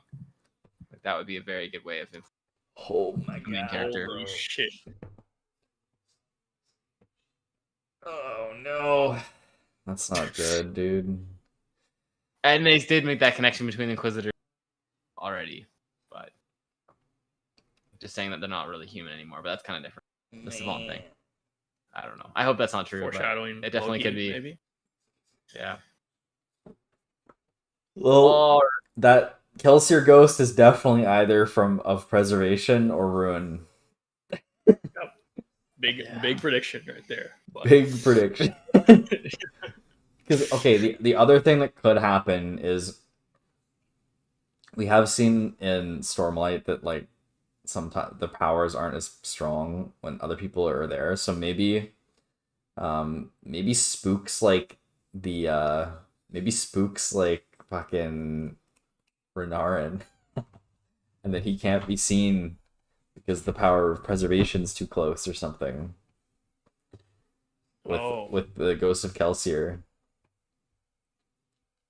So he's like the hidden thing that Ruin can't see. I don't know, man. It's too deep, man. It's too deep, man. It's I too don't know. Boom boom. But it would be very smart of Bruin to do this because we know that Spook literally anything Kelsier says he's gonna do. Yeah. So I could see that being like the part 5 moment where shit just hits the fan when like they're all like teamed up together and then all of a sudden Kelsier like shows up to Spook and tells him to kill Ellen or something. Like Spook turns on everyone. Oh god. Yeah. Okay, wait. What was the skulls about? It's unknown.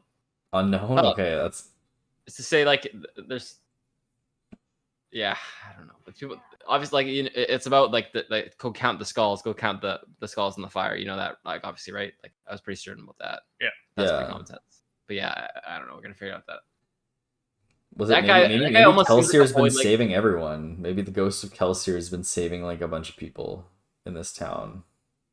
Yeah, or do you think that like that guy is like mystical of some sort?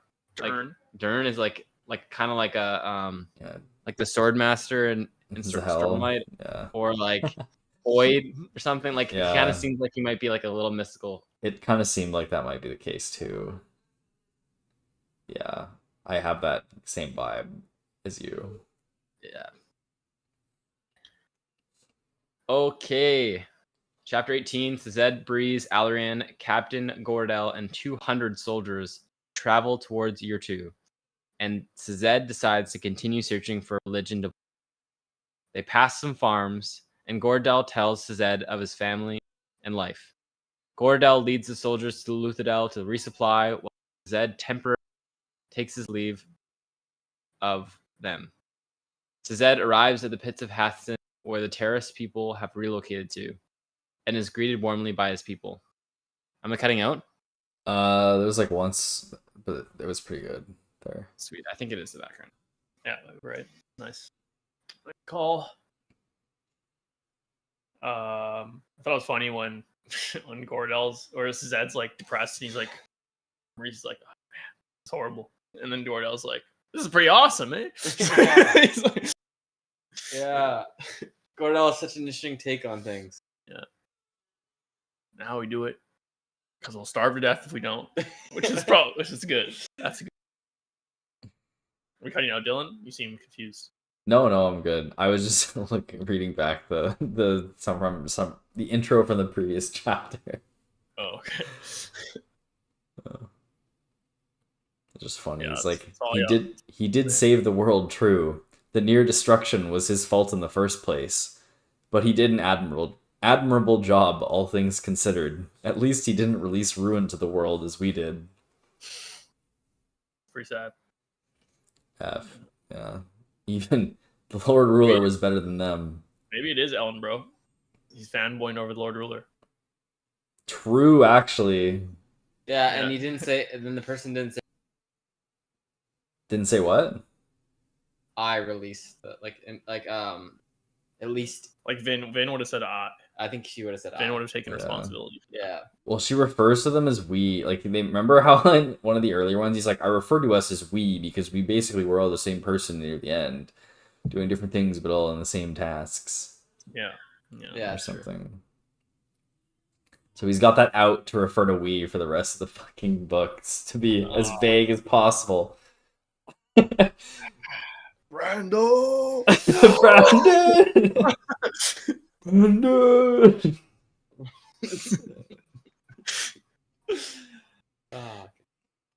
Who is it now? You. Spook regains chapter 19. Spook regains consciousness and feels numbed due to a lack of tin to burn. He hears a voice that tells him he has lost a lot of blood and he will soon die from the flames. He realizes he's in a burning building. The voice guides him to a room that has a desk containing allomantic vials. He drinks the contents. He sees a figure that talks to him, telling him that the vials didn't belong to a tin eye, so they wouldn't have tin. But Spook discovers that he can now burn pewter, thanks to a mysterious figure who resembles Kelsier. Spook is told to escape so that he can exact revenge. I think it's a preservation, man. I don't think it's a ruin. No, I had not thought about the hemalurgy. Oh, fuck. Oh, no. I've been spoiled, boys. It's fine. It's fine. Don't worry about it. Is it in the summaries? Shh. I won't say anything, or else you guys will get spoiled too. Oh, it's probably in the characters. Can we avoid? Oh shit! Yeah. He was. It was. Oh no. See anything? Yeah. Oh no! No! I shouldn't have said anything. Fuck. Okay, what I was gonna say before I saw anything, anyways, I think it could be. Oh no, bro! You're about to spoil. No, I'm not about to spoil it. I'm just say my thought I was gonna say regardless of what I saw. Okay. Was I think it could be either, but I think it would be more interesting because I think having that plot twist would be sweet. You motherfucker! Smiling over, bro. I fucking knew it, bro. Oh, why do they do that with the characters, man? That's so cheese, bro. I feel like we cracked that. I was pretty confident though. I was gonna say I was literally saying in the middle of the sentence saying that it's the hemalurgy thing with Ruin, and then Dylan was like, "I got spoiled." So I feel like it's not that bad for me personally, but Yeah. Yeah. And I was just Oh no, dude. Okay, what if it's not a spoiler? What if it's not a spoiler and he was just like there in like listening in? he's always there. He's in every chapter. He's in every chapter, right, guys? Right, guys. Please. Okay, we're gonna have to reread that one and see if there's any part where he actually was there. All right, it's fine. Don't even worry about it. I was definitely leaning towards it being a very good call. I wasn't until we started this podcast. Yes, And definitely. I wasn't even thinking of that, honestly. Not thinking that. The only reason, well, Kieran said that, and then also just because I was looking for, as we're reading these chapters, trying to find out where's Rune's influence. Nice. I gotta avoid the fucking characters. Jesus Christ. All right. Chapter 21 or 20. 20. Is that me? Yeah, Or- chapter 20.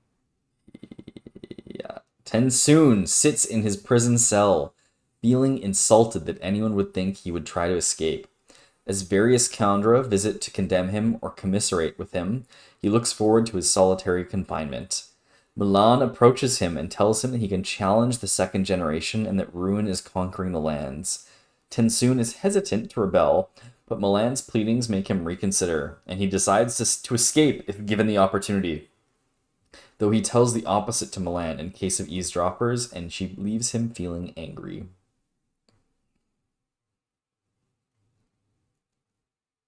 Big plays. Did you think he was making a symbol to the What? Symbol when of he was what? yelling when he was yelling dog? about the dog bones? Like being super overdramatic to Milan for the Milan to figure it out and help him get it. It made sense after that it was to the second generation. I thought it was Milan at first. Do you know Why what would you get him the bones though? Because That's with that sign. he was being like so against it to her that like it would be like, oh, this is not like him to act like this. Oh, I don't know. yeah, I didn't really know what he was doing. I knew he was doing that. I just didn't know if it was symbolized as Milan or I thought it was Milan, and then it makes sense. Actually, the second generation. I think Milan is gonna follow him. Yeah. Yeah. Hopefully. She already did a huge thing though, calling him out. I mean, like, hey, you're taking the easy way out. Yeah, well, she Shit. told him to break the law. Yeah. Rise up above your station, above the second. Okay, 21. Wait, the pre thing for this one. More than one person reported feeling sentient hatred in the mists, not necessarily related to the mists killing people, however. For most, even those it struck down, it was simply a weather phenomenon, no more sentient or vengeful than a terrible disease. For some few, however, there was more. Those it favored, it swirled around. Those it was hostile to, it pulled away. Some felt peace, others felt hatred. It all came down to Ruin's subtle touch and how much one responded to his promptings. Oh, that's big, man. That's huge knowledge that I forgot about. Yeah, so it seems like the mist is like Ruin's influence, kind of. Like it's like Ruin has like taken over the mists in some way. Yeah. Well, it does say it separates the mist killings and this influence. They're just associated with the same thing, potentially. The sentient hatred is not necessarily related to the mists killing people. It seems like it's very much like a response from Ruin. Because something else that what's it called? Maybe Ruin had some influence over the mists earlier as well, even when he was what's it called? Imprisoned. Because it says here that it all came down to Ruin's subtle touch and how much one responded to the promptings. Before Vin released him, I think Ruin was gunning Ruin was gunning for her, right? Like she had his favor because she was the one that was going to release him, right? Yeah. But after that, she started getting the hatred feeling from it. Yeah, that makes sense. And yeah, I don't know where that brings, but or like what the meaning of that is, but Accurate representation. Accurate. That is what happened. yeah. Probably missing something pretty obvious here, but It's interesting that human feels that. I guess is controlled by Vin. That he feels the hatred from the mist as well. When they're of destruction. yeah, Run. But I yeah, guess maybe it's the controlled. yeah, because do we think that they were created by Reshek with like the Lord Ruler? Like were they Koloss? created by the Koloss? Yeah, were the Koloss and the Khandra created by the Lord Ruler or no? The Khandra definitely were, or at least it's assumed I think they both were. Yeah. And the Koloss seems like that's the lore as well. Yeah. Because if the Koloss were created by the Lord Ruler, it kind of makes sense that like if they were built to fight Ruin, Yeah, that's true. then they'd feel hatred from him, right? That's true. Because if Reshek built the Koloss, he would have used it to fight Ruin, right? Everything was about that. Mm-hmm. Chapter 21. Demo survives his sickness. Tensoon. Wait, we just did that one or? Yeah. Oh yeah. Sorry, 20. Vin reads a passage in Lendy's logbook and how it is sentient. She puzzles on how to fight Ruin on her own, since Ruin can't read thoughts, ascertaining the facts before deciding on a strategy. She realizes from when she held the power and touched Ruin that it is powerful but not omnipotent force that is subject to consequences and laws of nature, and that she has to figure out what can constrain it. Ellen thinks that he is becoming ruthless, like the Lord Ruler, because of his exposing his soldiers to the mist. But Vin disagrees. Ellen and Vin speak of how nobles used to beat their children to try to awaken their allomatic potential, though this has been outlawed by Ellen for humane purposes, a decision that Ellen now second guesses. Norden presents his report on mist sickness casualties, then questions him on the methodology he uses and prompts him to recalculate using the number of soldiers that were not previously exposed to the mist as opposed to the total number of soldiers. And Norden calculates an exact 16% sickness rate. Ellen passes this off as a coincidence, but exactly matches the separate sample ratio from a previous outbreak and matches a third sample to the nearest whole person. A fourth, smaller sample also matches the ratio with no margin of error. Ellen thinks that there's enough of a pattern to look into for further correlation. Beating children thing. Yeah, that was a bit fucking crazy, eh? Fucking Ellen's like, maybe we should go back to beating them, because then we'd have more Mistborn. Pretty wild, bro. That's pretty Lord Ruler energy right there. Yep. The 16% thing. It's interesting. See where that will go. But yeah, I think we talked about most everything that's going on here. Yeah. The pre-chapter for this one just gives more context for why the Khandra were so afraid and made their contracts. It says how basically no wonder Ellen was so powerful. The early Mistborn didn't need Duralumin. Any simple push or pull was enough, and so that's why they made their contracts, which makes a lot more sense. Yeah. Okay, chapter 22. Sazed meets with the Terrace elders, giving them advice, telling them he cannot stay to be their leader since he isn't worthy, and he'll be leaving the following morning. He inquires about mist deaths and is informed that none of the Terrace people have been stricken with the illness, a fact that he dwells upon. Yeah, what do you think's going on there?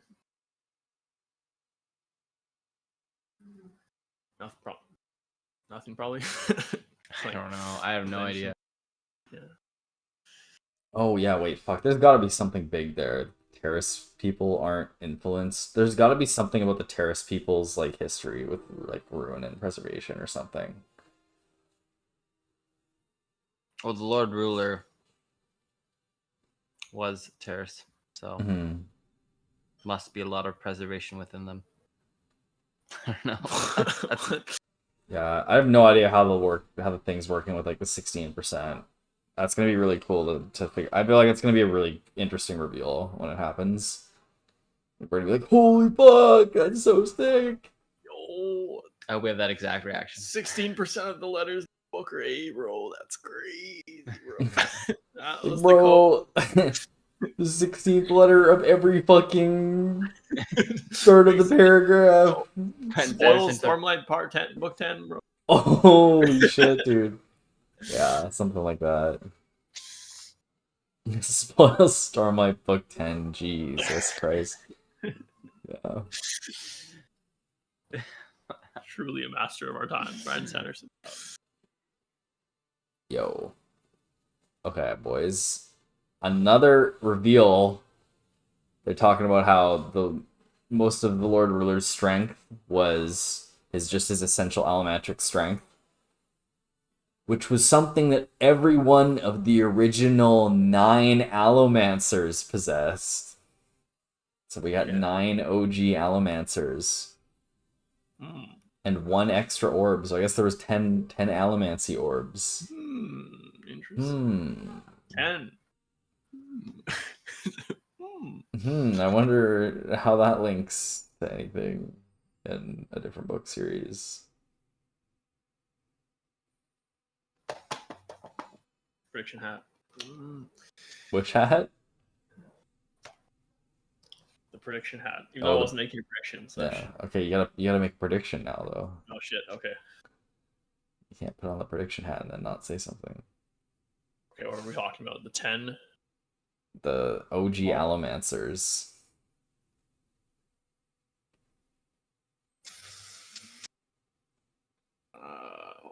What can I say about 10 guys? 10 dudes being dudes. Dudes being dudes. Okay, I got a prediction. Elend is gonna get hemalurgy and become the Lord Ruler. Oh. Because he'll have the powers at once. And he'll have the most powerful allomancy. Prediction done. Jesus Christ, man. Yeah. Dropping bombs over here. Okay, my prediction hat on.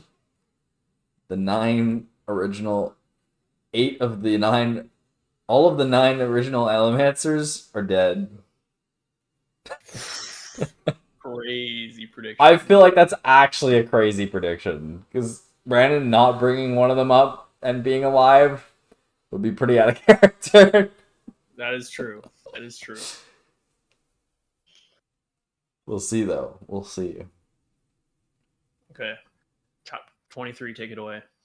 Spook explores his past in a fever dream, reliving the day he was taken in by clubs. This is a fucking depressing chapter. Jesus. Mistborn's. Yeah, that was, what was that? Was that short for? It was like abandoned. I've been abandoned. Left and abandoned or something. Yeah. I was born. That was such a sad end of the chapter. Jesus Christ. Makes you feel for him a bit more. Mm-hmm. I actually really appreciated his internal dialogue on his it wasn't until I met Kelsier that I realized how much words had meaning and stuff, so I had to change my dialect in order to be able to try and emulate him. I like that explanation. Yeah, we do. Yeah. I don't know, because that dialect is so fucking stupid, but it makes a bit more sense now, given his background and stuff. But it's still fucking stupid. But I don't care. Okay, Spook. Okay, Spook. Okay, it's unforgivable. Yeah. Unforgivable, dude. Unforgettable. Okay, chapter 24. Tensoon deliberates whether he should accept his punishment or try to escape to help Vin. Varcel and other Akandra appear, ordering Tensoon to consume his wolfhound body to wear as a punishment for his sentence, since they believe that Tensoon despises the dog's body because that is what he said to Malayan while they were eavesdropping, not realizing this was actually Tensoon's desired result. Da-na-na-na. Dun dun dun dun dun dun dun dun. Yeah, not much to say here, I guess. It was just No, like no. it was a cool chapter where it's like, oh yes, he's deciding he's gonna do something with the dog. Plan is in Yeah. motion. Yeah. 25. Ellen's army reaches Fadruk City. Ellen and Hammond note the natural rock formations around the city, the lack of trees to conceal invaders, and the canyon-like entrance to the city will make it difficult to conquer. Ellen discusses their plans to take the city with Hammond, Lord Set, and Vin. They plan to be vigilant for raids, to have spies scout the city, and to sabotage their enemies' food supplies, but don't plan to assassinate King Yeoman. Ellen asks Vin to scout and offers to go along, but Vin says he isn't good enough. Set provides a list of informants in the city, and Vin leaves for infiltration mission.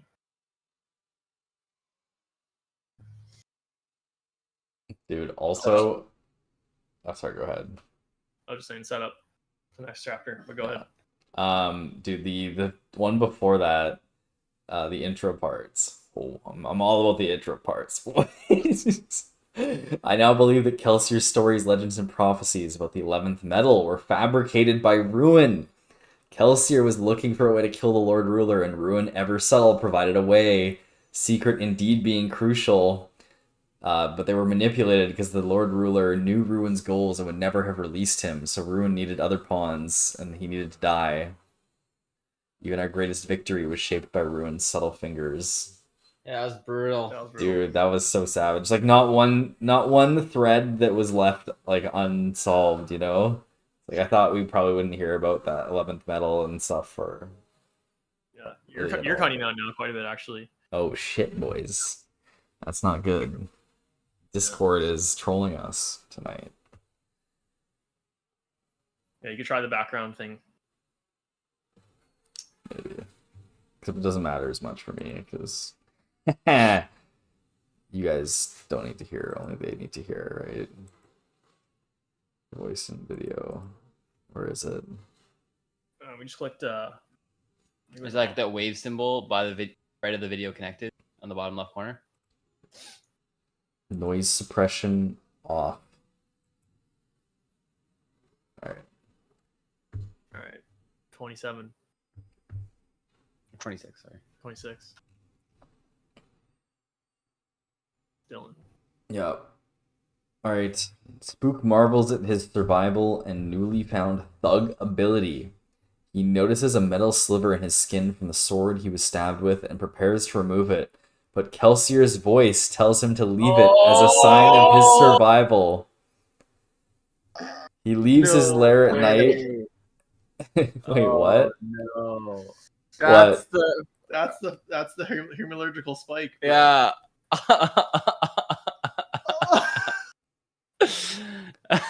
Oh, fuck, dude! Oh, no! Metal sliver in his skin from the sword. Oh my god, he leaves his lair late at night and goes to a tavern to drink and get the pulse of the population. Spook daydreams about his past but notices several people talking about him. Being a member of Kelsier's crew and wishing to avoid attention, leaves the bar. Oh, fuck, dude. Yeah, that was weird. Oh yeah, That no. was weird. And he got it by stabbed through the thug. Yeah, and into him. That's how he got stabbed. So it was literally. Wait, it actually is hemalurgy. Oh my god, for dude. sure. Like there's not even a doubt because it was stabbed through a thug. Oh, into yeah. him. Yeah. Yeah. Holy shit. So is it necessary? Like I know we saw something that we shouldn't have, but we hadn't seen that. Just because you have that power doesn't necessarily mean you're. I think it does, because hemalurgy is attached. It's a dark art- It's a dark rune. art, man. It's a rune Yeah. power. Oh. Dude, holy shit! We actually totally spoiled ourselves. That's so fucking nuts. But that was. But that it's was- honestly we would've such a figured good- it out for sure. That here. was that summary Yeah. was like yeah. damn. That was weird when Kelsier told him, the ghost Kelsier told him to do that. Yeah, It did leave seem it like in, that- dude. Something though that he would apparently say like weird like that. Oh, that's good, man. That's good. Holy shit, that's so crazy, man. And it's just coincidence. Yeah. Unless everyone was manipulating the fight somehow. Oh my god, man. That's so fucking insane.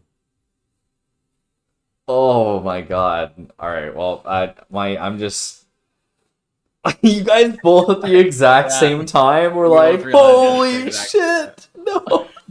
And I'm like just reading it like what's up guys?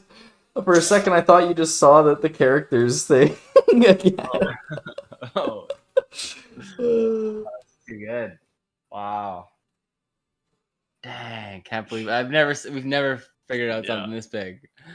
No. before. No. Hey, we were kind of spoiled, but Yeah, but okay, but there's no way with Kieran saying that and us reading this, we would not have. Yeah, we figured did. it out. We with you guys bringing it up as a theory earlier, I think we definitely would have Oh come wait, to it. you cut out for the last sentence. With you guys bringing it up as a theory earlier, I think we definitely would have gotten it at this point. Got it again. Cut out the exact same spot again. We definitely would have figured this Ruined it. out Just went- Ruin- Yeah, with your guys' theory earlier. We definitely would have figured this out. yeah, no, I don't I don't feel bad at all about getting spoiled now. Yeah. Like that's 100% confirmed. Oh Like, man. It's so like, and it was stabbed through the thug. Like That's crazy. Wow. I do think that we're gonna find out probably ruin it somehow.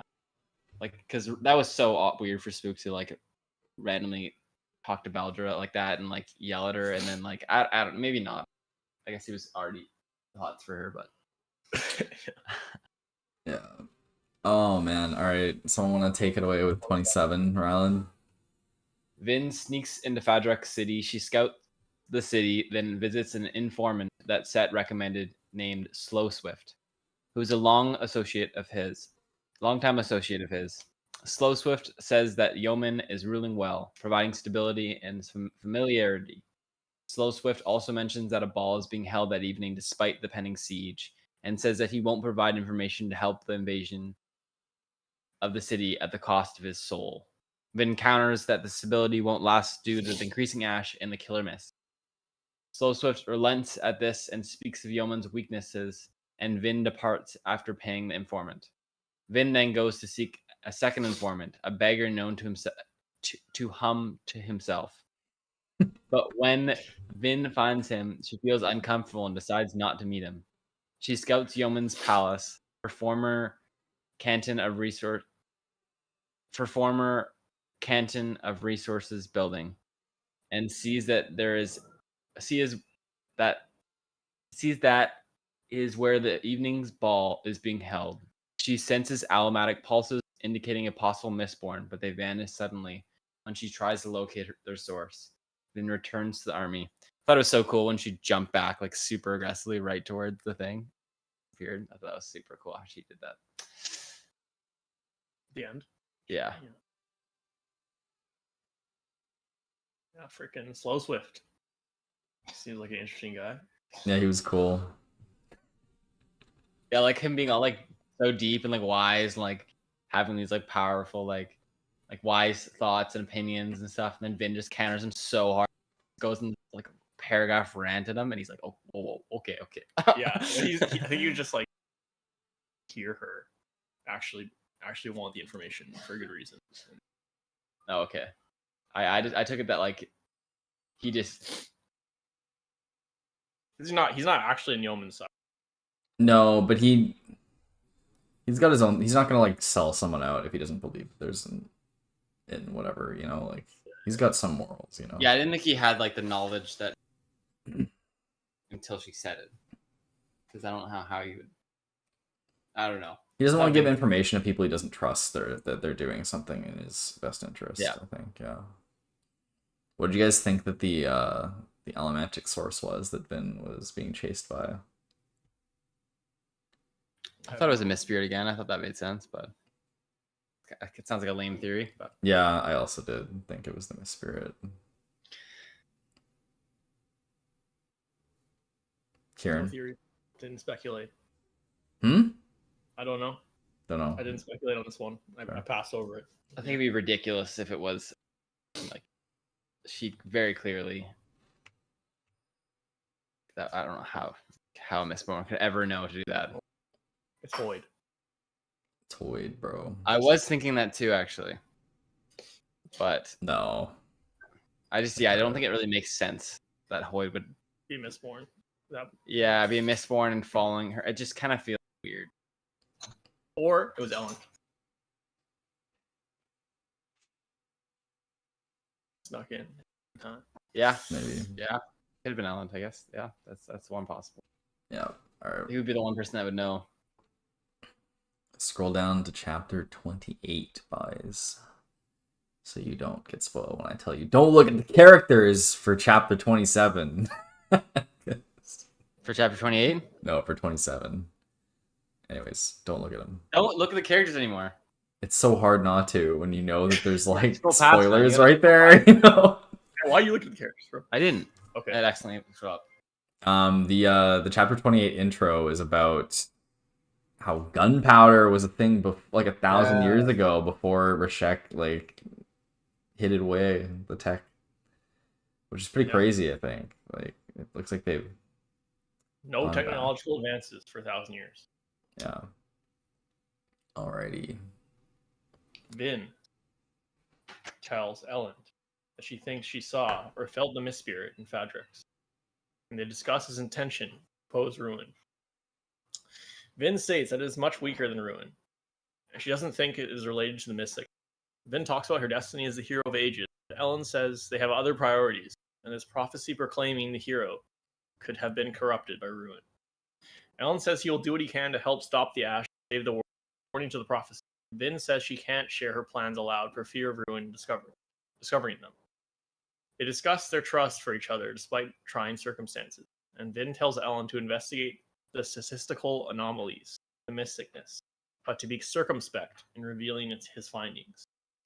Ellen says he wants to use his army to invade Fadrix only as a last resort. Vin suggests they crash one of the balls to talk to Yeoman directly. Dude, the whole ball thing was so good, man. Yeah, Vin knows how to write a good book. Vin? Okay. Yeah, 'cause she suggests going crashing the. Oh yeah. Oh, yeah. Pretty random. Worked out well. That was a good scene. Yeah, very well done. Very reminiscent of like the scene with like Adeline and Shalyn when they first met. Kind of. Oh yes.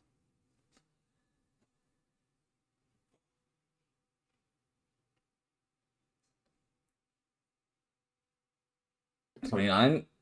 Yep. Sazed arrives at Urto, accompanied by Gordel, Breeze, Alrion, and an honor guard of soldiers, and they are immediately summoned to seek Quellion. Quellion is antagonistic towards Sazed and his companions, due to their being ambassadors from a noble. Sazed speaks of the dangers of the Killer Mists and offers alliance, but Quellion emphatically declines, stating that they follow the survivor and don't need other allies. Quellion grudgingly allows them to stay in Urto as long as they obey the law. Kind of stupid. IMO. As their carriage traverses the streets, Spook meets them, dressed as a soldier. He leads them to the unused Canton of Inquisition building to use as a base. He also... I was cutting out doing that too? No. You're Oh, good. Sorry? He also leads them to the cache of supplies, which is hidden under the building. They discover why the canals are all empty due to the fact that the water source has been diverted to a hidden underground lake located with the supplies. No, I was just saying da-da-da-da, because You're cutting out, I didn't hear it. I just said da-da-da-da because he led them to the unused Canton of Inquisition building. Oh, dun dun dun, like, okay. He's an Inquisitor now. Yeah. Yeah. Fucking Jesus Christ, bro. Quellion? He's dangerous. Spook's dangerous, man. I don't even like intense. Like his even before the Peter thing, like that he said is like far past any Mistborn. Like that's so helpful. Yeah. Like, for him to have that ability and no one know that that exists, Very OP. Dude, he's literally turning into Zane.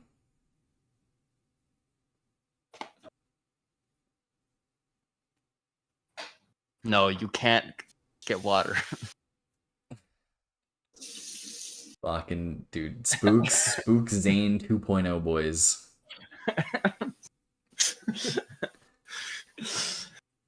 Why is he Zane 2.0? Well, he's gonna get insane. Like, I bet you Zane had some. I think they mentioned something in his ribcage or something, right? Like he had like a piece of metal stuck in there. So I think that's how he was being spoken to by Ruin. Right. Right, yeah. Kind of spiked. Fuck, bro. No, not Spook. Actually, fuck you, Spook. You can die. Dude, we were right.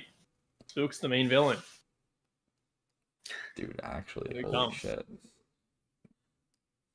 Dude, I actually wasn't. Who predicted that? I think we all joked about it at some point. Yeah. It definitely happened. It was definitely a meme, though. Was it though? Was it really a meme? We'll have to go No, it back. With Brandon Sanderson, Viewers, go and everything tell is us. meme and everything is serious at the same time. You never know. Yeah, true. Chapter 30. Ellen is surprised that no one objects to him and Vin placing themselves in danger by attending a ball in Frederick City. Ellen delineates the line of succession set. Ellen and Vin travel to the ball at Keep Oriel, and Ellen gives a card to a servant with their names and titles, and they announce the attendees. They split up to mingle before speaking directly with Ardan Yoman. Vin challenges one of the nobles, Lady Petresen, by playing on the fears of her followers, then by warning that things won't go well for anyone who oppose them once they have taken the city. After Vin leaves the table, Lord Petresen sycophants follow her and offer to introduce her to the other partygoers. Dude, that was so well done. I really like that Vin conversation with her. She was just like, "Fuck you, you're trash, you're garbage. Follow me." I know it a lot, They're man. cutting out a lot. Yeah. Oh man. Super weird. Maybe it's because I turned on off the noise suppression. Maybe I'll turn it back on. Try. Boo-doo-ba-doo. That was pretty crazy, eh? It was really cool how Vin's conversation with Petrian or whatever. That was like, yeah, fuck you, follow me, bitches. Shut her down. Girl Yeah, boss destroyed her. time. That was really good. I don't know what side I need to be on, but I just don't. She's What was fish. that last little bit? You don't like who? No, I just meant like that was Vin's mentality. Like I don't know who's on what side or what's going on here, but I'm gonna be on the opposite side of that. Yeah, I like that. Yeah, that's good. Yeah, Sean. also Ellen running into what's his face. Oh, that's in chapter 32. Okay, never mind. Yeah, it's coming up. Yeah. 31. Sazed, Spook, Breeze, and Alrian discuss the rationale for diverting the Urto water supply to the underground lake. They also discuss methods to depose or remove the citizen without allowing him to be replaced with someone who is just as bad. Zed plays devil's advocate in taking Quellian's position as a follower of Kelsier's policies regarding the nobility, though Breeze and the others point out the flaws in his logic. Breeze offers to gather intelligence on the political climate, see if they can determine their course of action. Zed seeks out the metal plate included with the flycap, which has information on the Electrum. Spook tells Zed that he thinks Kelsier is watching over him and asks if there is a religious basis for that, to which Zed replies yes, but he doesn't preach any of his memorized religion. Zed says that he won't preach until he finds that religion that is valid. Spook concurs, saying that Kelsier's is the true one, and he thinks Zed has stopped preaching, which is what Tindwyl would have wanted. Zed thinks about Tindwyl and her influence on him, resumes his religious research. So I think that makes more sense why the act are odd, and it also makes sense why he says we should kill Quellian. First time made sense, and the second time it didn't make sense why I said that. Like it was very clearly laid out why they should. And then he says again, we should kill him. And it's like it's kind of odd, but it is nice to see that he's still being helpful to Zed even know. He's not definitely fully taken over yet. No, he's not fully. I think it's like you said. It's like Zane. He's like getting talked to by. Yeah, he's getting influenced by.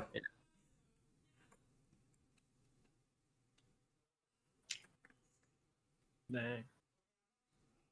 We already talked a lot about that, but you guys have anything else to say on 31? Nope. Okay, 32. Elend encounters Telden at the ball and they reminisce. Telden states that Elend is becoming a new Lord Ruler, but Elend counters he is only concerned with providing strong leadership, without the element of tyranny. Telden changes the topic to Elend and Vin's marriage, which makes Elend smile. Then Elend leaves to confront Yeoman, sitting to eat at his high table. Yeoman wears a bead of atium tied to his forehead, and ignores Elend's overtures of parley, calling Elend flagrant and garish. Elend delivers an ultimatum to Yeoman to cooperate or be deposed forcefully. Yeoman debates Elend's legal basis for conquering Fadrex, and calls him a hypocrite for not following his own laws in Luthadel, while Yeoman claims the Lord Ruler's mandate in ruling the city. Yeoman and Elend debate philosophical theory about the Lord Ruler, Vin, and divinity. Then Yeoman asks why Elend needs to rule in his dominance, and Elend states that he doesn't, but he does need access to the storage cache for the greater good. Yeoman refuses, and Elend takes his leave. Vin enjoys being looked up to by the female nobles in attendance at the party. What a sentence, I guess, there. Elend invites Vin to dance, though he spoils the moment briefly by reading a book as the music begins to play. They reminisce about the first time they met in Keep Venture and speak of accepting their responsibilities while being true to their younger selves. They plan to attend the next ball, which they think could give them an opportunity to infiltrate the storage cavern. And when the song ends, they both use steel pushes to make a dramatic exit, as Elend offers safe passage to his army to any who desire it. So cool how they just left by steel pushes. I thought that like Elend at first was gonna try to get under, like, not known that he was a Mistborn. Yeah. I thought it was pretty funny. I Imagining loved them like in there, like floating around. Yeah, like, seemed like the best dance of all time. Yeah. Dude, I loved Vin's description of Ellen jumping, and it's like, thankfully he didn't hit a fucking beam or something. Yeah. I thought that was the funniest shit. Where it's like, imagine if Ellen fucking like gets slammed into the wall as he's flying out or something. That Oh ruins my everything. God. Like everything he worked for is the whole night. Yeah. All everyone talks about after that is the wall. Dude, That was good with the Ellen bringing out the book. Dude, that's Yeah, that was so good. That's pretty funny. I was Phil, like, that'd be me. I mean, Absolutely hard cheesing. I don't, and I like Finn's response too. Yeah. Oh, you thought it'd be funny to have your wife want to kill you? That's good. That's cool. It's like, I don't know anything about Yeoman point, but I do feel bad. I do feel like I would act like him. Like I said before, like I would act like the Khandra. Like, bro, you're gonna fly into my ball, fucking come to me, talk like that. I hate you. I hate you, bro. Yeah, it literally felt like that, eh? I fucking hate you. Although Yeoman refusing to give in after Ellen was all honest with him was really fucking cringe. Yeah, you cut out again at the end sentence there. It was really fucking cringe. Yeah. Should have taken it. Taken the. Like, after he lets him know about the storage cache and stuff, how he's trying to use it to like fucking save everyone, and Yeoman doesn't give in. It's like, come on, bro. This guy's literally a fucking Mistborn. What are you doing? Yeah. What are you Stupid doing? play. I thought it was interesting how like Vin was having all this like identity, like how she can be both people, and then Alan is going through that same feeling at the ball, and how Alan concludes like, "Oh, I was way too soft with Yeoman," and then Vin convinces him like, "No, like that's you. You need to stay true to that." And I definitely like didn't feel like Ellen played it super well, like with talking with Yeoman a lot of the time. So I kind of agreed with Ellen, but then it was interesting to hear Vin's response, and I did agree with Vin as well. So I don't know how you guys felt about that. Like, I did think that Ellen was acting a bit like childish at times with Yeoman, and I didn't think that was the best way to go about that with an obligator. Mm. Some of it was really good, like the philosophical parts and like other parts, but I did think he was being a little too lax. And I think if he was using Tinmul's training a bit better, I think he would have gone off. Could have. I would definitely tend to agree with that, I guess, but I feel like Ellen kind of needs to be more of his old self again and not be so serious. I don't know. Yeah. Yeah, On I feel that, like sorry, go ahead. Yeah. it was just one. It was one way of him to deflect the insult, completely being like, "Do not speak to me like this," or like completely hardcore. Because he's still like always brought back to top. Yeah. Kind And of Ellen, amazing. yeah. Brandon Sanderson just writes such masterful dialogue when characters like riffing on each other. Yeah. Like every time there's been one of those, it's been like so good. Where it's just like, yeah, they're just like him, Ellen and Yeoman were ripping off each other so well on that philosophical thing. It really made you think that they were gonna start like that was gonna be the thing, and then it's like no, fuck you. They're gonna hug it out. Yeah. The expressions changing. Just the Yeah. little descriptions, like he started a little bit, like from like a comment the other person would say or something. Yeah. Like that. So good. Yeah, it was so cool. See that. There's been definitely like a lot of those, like at least like 5 of them so far in Stormlight, where you really felt like the characters were just. It felt really realistic, like people really ripping. Mm. Yeah. Basically, whenever Jasmine speaks. Yeah. Justin and Yeah. Hoyt. 33. Is it me? Tensoon. It's Oh, round. Tensoon is led to his judgment. Now where he interrupts Kanper's pronouncement of judgment to address the first generation state of affairs in the world outside and to advise that they may need to command acceptance of the resolution.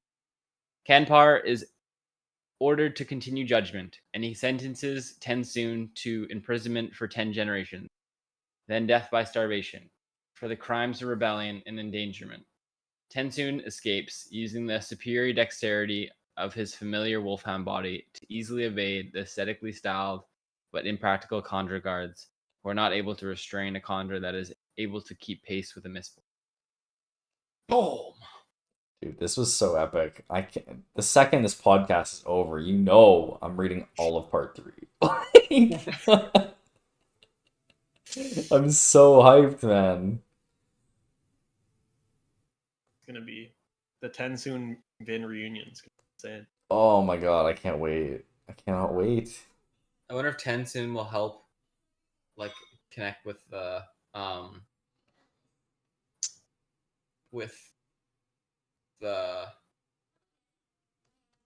blocks. Oh, maybe, yeah. the Colos. Yeah, Little wheel time reference. yeah. Wheel of Time reference? Yeah, Trollocs. Oh, the Trollocs. Okay. Oh. All right. We go to high and low. Yeah, let's do it. Boom. All right. Anyone have one off the top of their head? Jeez. There were no lows, man. What lows were there here? Yeah, it's like your low was probably going to be this being weird at the end, but then it now makes sense. How are you supposed to go? Pick that. Oh, yeah. Spook not saying anything. He wasn't far enough along that he wouldn't have said fucking anything. That's fair, I guess. Yeah, that's the low for me. That was frustrating. Well, I still think he could be trying to convince, like he could be getting yelled at that moment or something. I don't know. Well, I'm sure it'll come up. I think that's too big a hole for that not to. I think I don't think it will. It's the Zed parts. Like I think there was one too many. I just think his progression was like one point of view too long for me, which is I know is picky, but like I just think one less time of him being so depressed would have been fine for me. It just feel like he was very stagnant, and I guess that's for us to feel that, but it was just like to the point where it felt unrealistic given the circumstances. Me.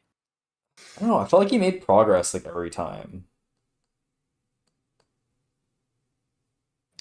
It's my Slight low. progress. Don't judge. Yeah, you kind of have to nitpick. So It's hard. Yeah. Yeah, this is very, You gotta very nitpick. strong. Very strong part 1 too. yeah, I'm gonna nitpick something that we talked about. Maybe when Vin told Ellen that Ruin cannot read thoughts. She knows that. That's pretty weird. Yeah. Like that's a super nitpick, but Yeah. it makes no sense. And then True. can't think of anything else at the moment. Or there's something else. All right, high. Dude, there's so many fucking highs here. Oh my god.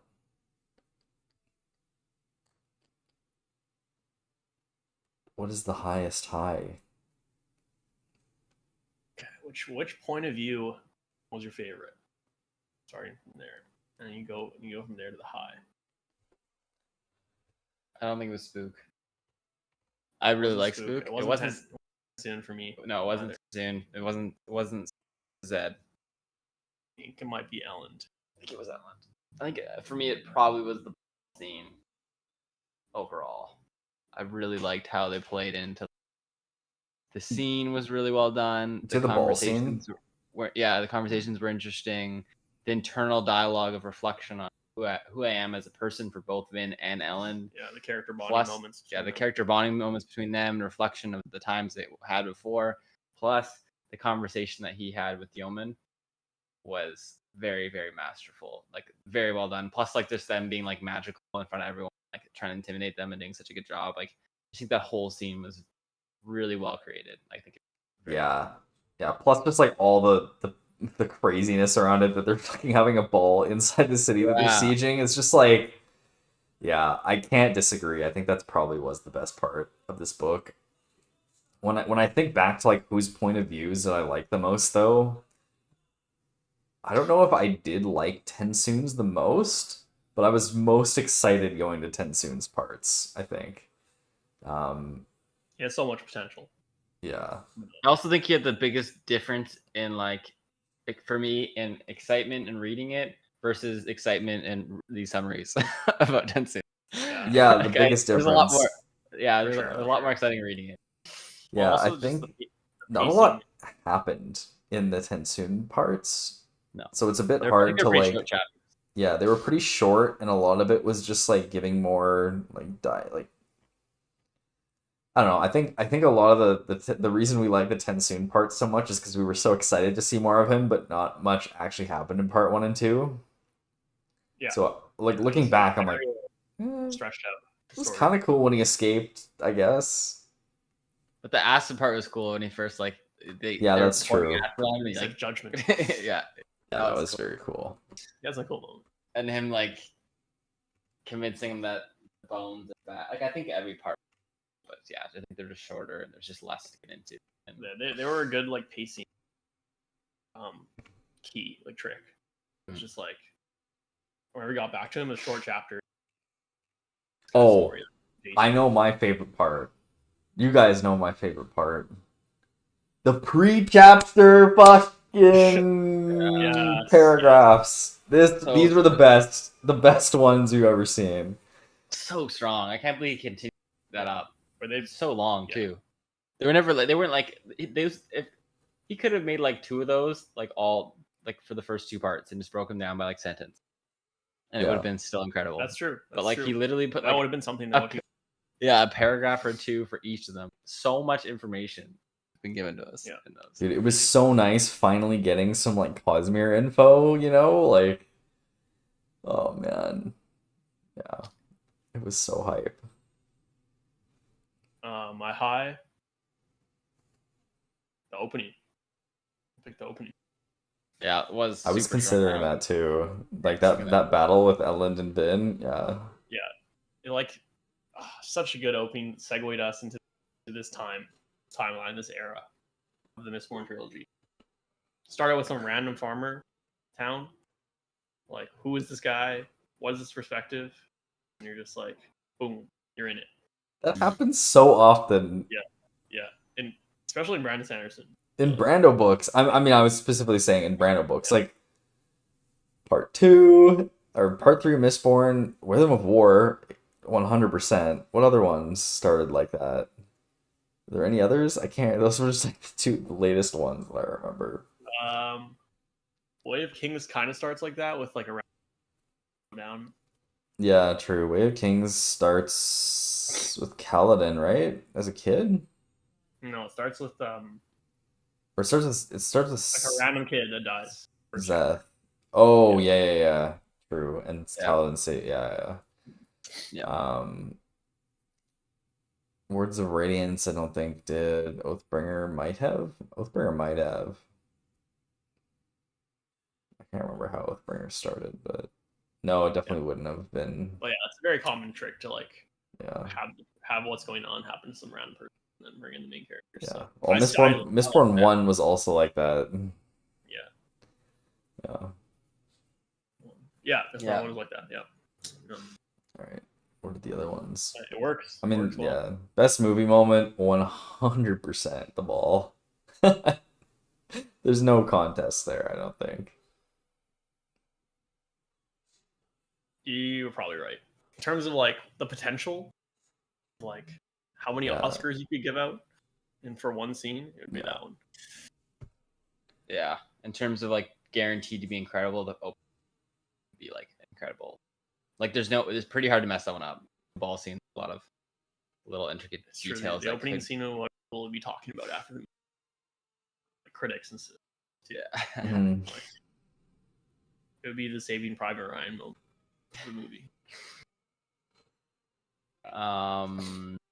Yeah, who's most likely to die? Next 2 parts. Who was most likely to die? It'd be odd if Demo died after almost dying like that. They had a chance to come off. One of the main characters, book 3 of the trilogy. One of the main characters dies, you think?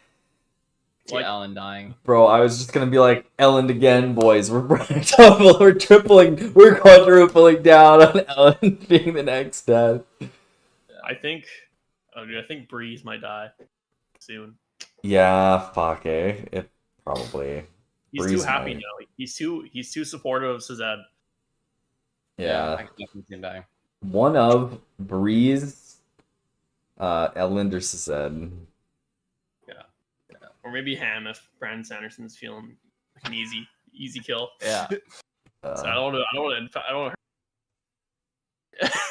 Yeah, they've just been beating him down the whole time, so we feel less bad about him dying. How many? We're reading 2 parts or just one? Two parts. Reading 2. Oh my god. It's not as long. It's like 240. 240. No, I'm not saying oh my god. I'm like oh my god, and I'm excited.